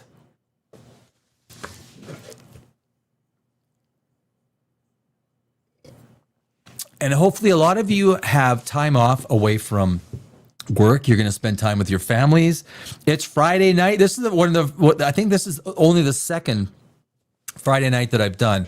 But I'm starting to feel that Friday nights really mean something in the sense that we can be a little bit more casual, a little bit more laid back. We can reflect on things that have that Friday night feeling, right? The Friday night spirit, the Friday night, maybe we can learn something. And this has been my whole thing about science since I can remember. Science has to be fun. Science can be comedy. Science can be learning. It can be science fiction. It can be as much Star Wars as it is Carl Sagan and everything in between. And Carl Sagan is the freaking GOAT. Yeah, baby. Yeah. Yeah, baby. Carl Sagan is the GOAT. And back in 1980, I remember I was playing hockey. Cosmos started on September 23rd, Sunday, September 1980. And it went till December 21st, 1980. And it was one of the most impactful TV series of my life. So yeah, science is, and hopefully I like to do science in a way that is different.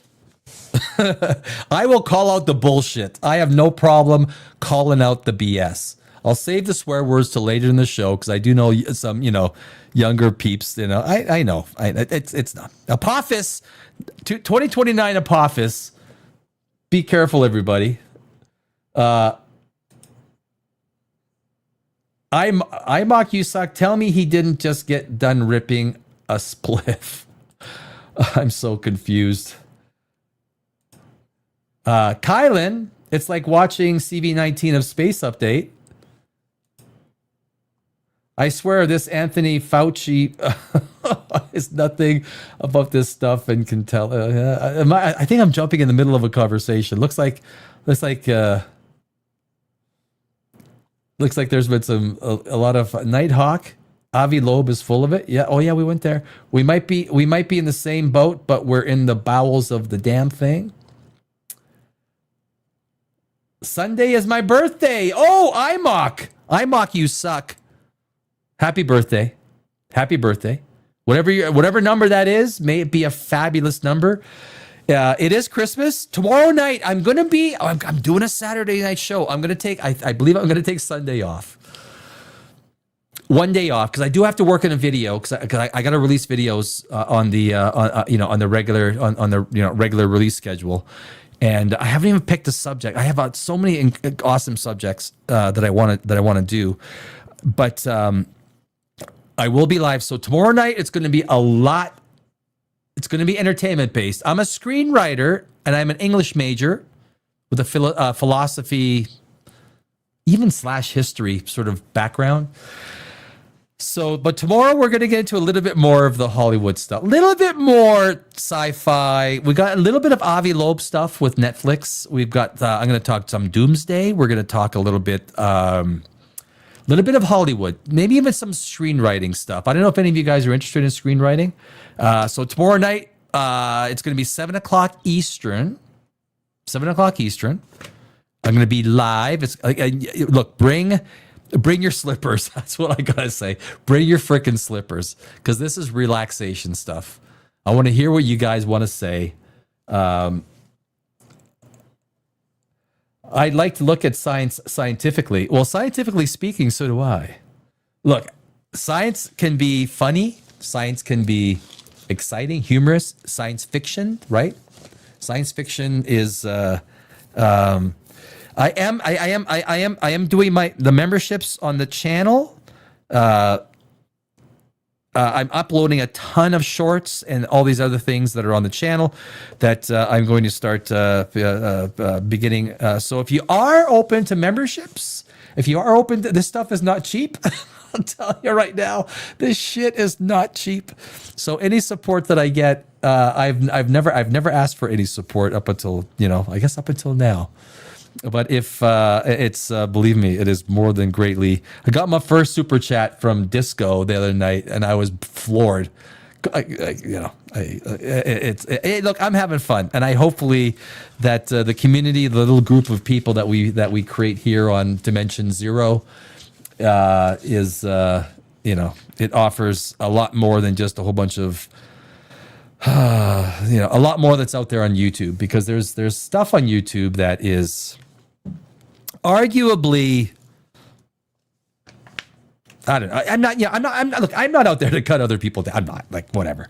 Everyone is who they are. But I do believe comedy, laughter, laughing at ourselves, laughing with people, sometimes laughing at other people. That is comedy, right? Comedy is laughing at other people's expense. Otherwise, you have no comedy. That is without getting malicious, right? You never get malicious. There's no reason to cut people down to the point where it becomes hurtful. But comedy is what it is. You gotta have a bit of a backbone. Sorry, man. It's funny. It is. You gotta be able. Someone ever said earlier on, who was it? I'm not sure who it was. Someone said you gotta be able to laugh at yourself. You have to be able to laugh at yourself. If you can't laugh at yourself, then you're in probably in bigger trouble than you know. And I think that's a big part of it. It's Christmas, guys. It's December 9th. Yeah, December 19th. We are literally days from Christmas. I will literally be on every single day, except Sunday, which I got to work on that, that video. I will be on Monday, Tuesday, 4 hours. So I'm going to be on 4 hours on Christmas Eve. I believe I'm going to start at the same bat time, same bat channel. It's going to be 7 p.m. Eastern time, which is 4 p.m. Pacific. It kind of like fits everyone's schedule, I think. Dude, IMOX, you suck. I love your freaking profile picture. I did not notice that until now. What is that? That is an AI. It's an AI dog with glasses? Dude, I freaking love that profile pic.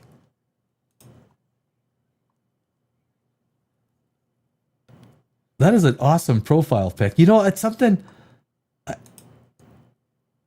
Oh, Kylan is just a K. Just a K. Mike. Oh, Mike C. 5614 is an alien. Is he giving the finger? Is that what is that alien giving the F-bomb? Mjolnir Sphere Raft 23. Damn, that dude looks like he's been in the frickin' Marines or something. Mjolnir's Wrath. Oh, I'm Slavic. I'm partially Nordic too, so I got a little bit of that. Mjolnir's Wrath 23, Project Bluebeam. Not sure if you're on still, dude.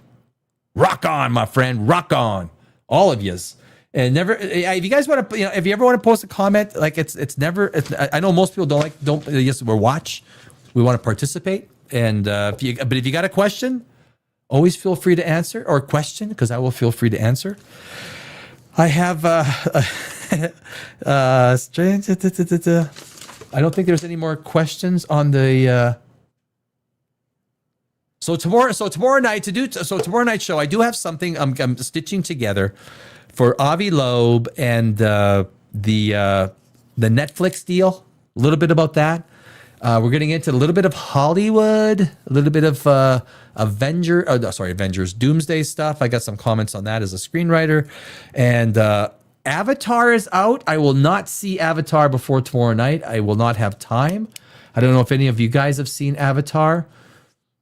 A lot of the feedback that I'm getting from Avatar is that it is not as. I didn't like Avatar with The Way of Water. It wasn't. The story was not. It was a blocky story, and some people have told me that the same is true with Fire and Ash. I will not believe that until I see it with my own eyes. We'll have to see the opening numbers with this weekend. I was honestly, I was a little surprised that he was doing, what was it, 4 or 5 movies with this Avatar thing. And from what I understand is The Way of Water didn't really, it was an ending. The movie ended. It didn't leave cliffhangers going into the next one. And from what I understand about Fire and Ash, it ends again. And if I tell you, if Quaritch, you cannot keep the same antagonists for 4 or 5 movies. You cannot. It becomes old. It becomes boring. Quaritch is, look, Steve Lang is one of the best actors. Ike Clanton, Tombstone. That's, yeah.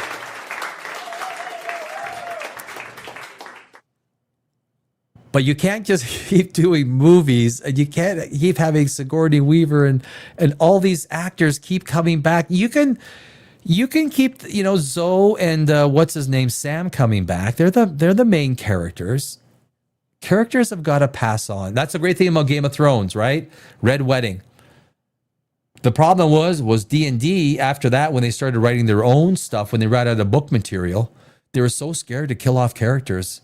Even during the Great War, like the Great Battle, like the entire series, and like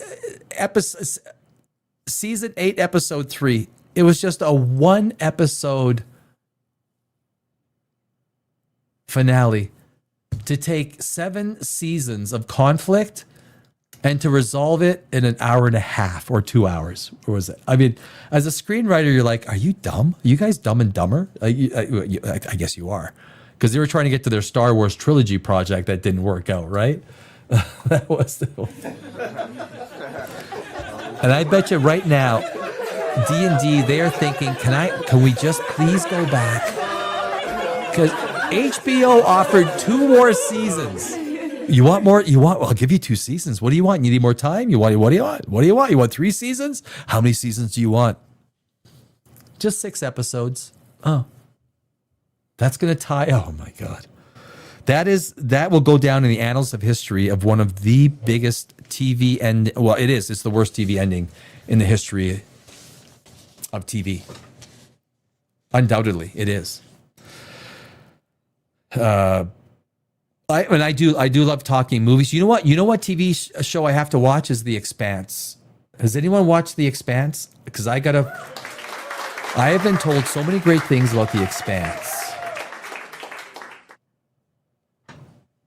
And I think I've got to watch it. A lot of people, one media outlet said that The Expanse was a Game of Thrones before there was Game of Thrones. I heard someone say that. I don't know if that's true or not. And I don't know if any of you guys out there have watched The Expanse, but I am down to. The thing is, you get so busy trying to do the live shows, trying to do it, and then of course I still try and screenwrite. And then in between it all, you're trying to watch. Like I tried to watch The Witcher, I couldn't watch it all. Because it was so bad, right? It was so bad. It was. The Witcher was bad. Oh my God. Ahsoka 2, season 2 is coming out. I don't hold out any hope. I don't. Ahsoka. I can wrap up Ahsoka season 1.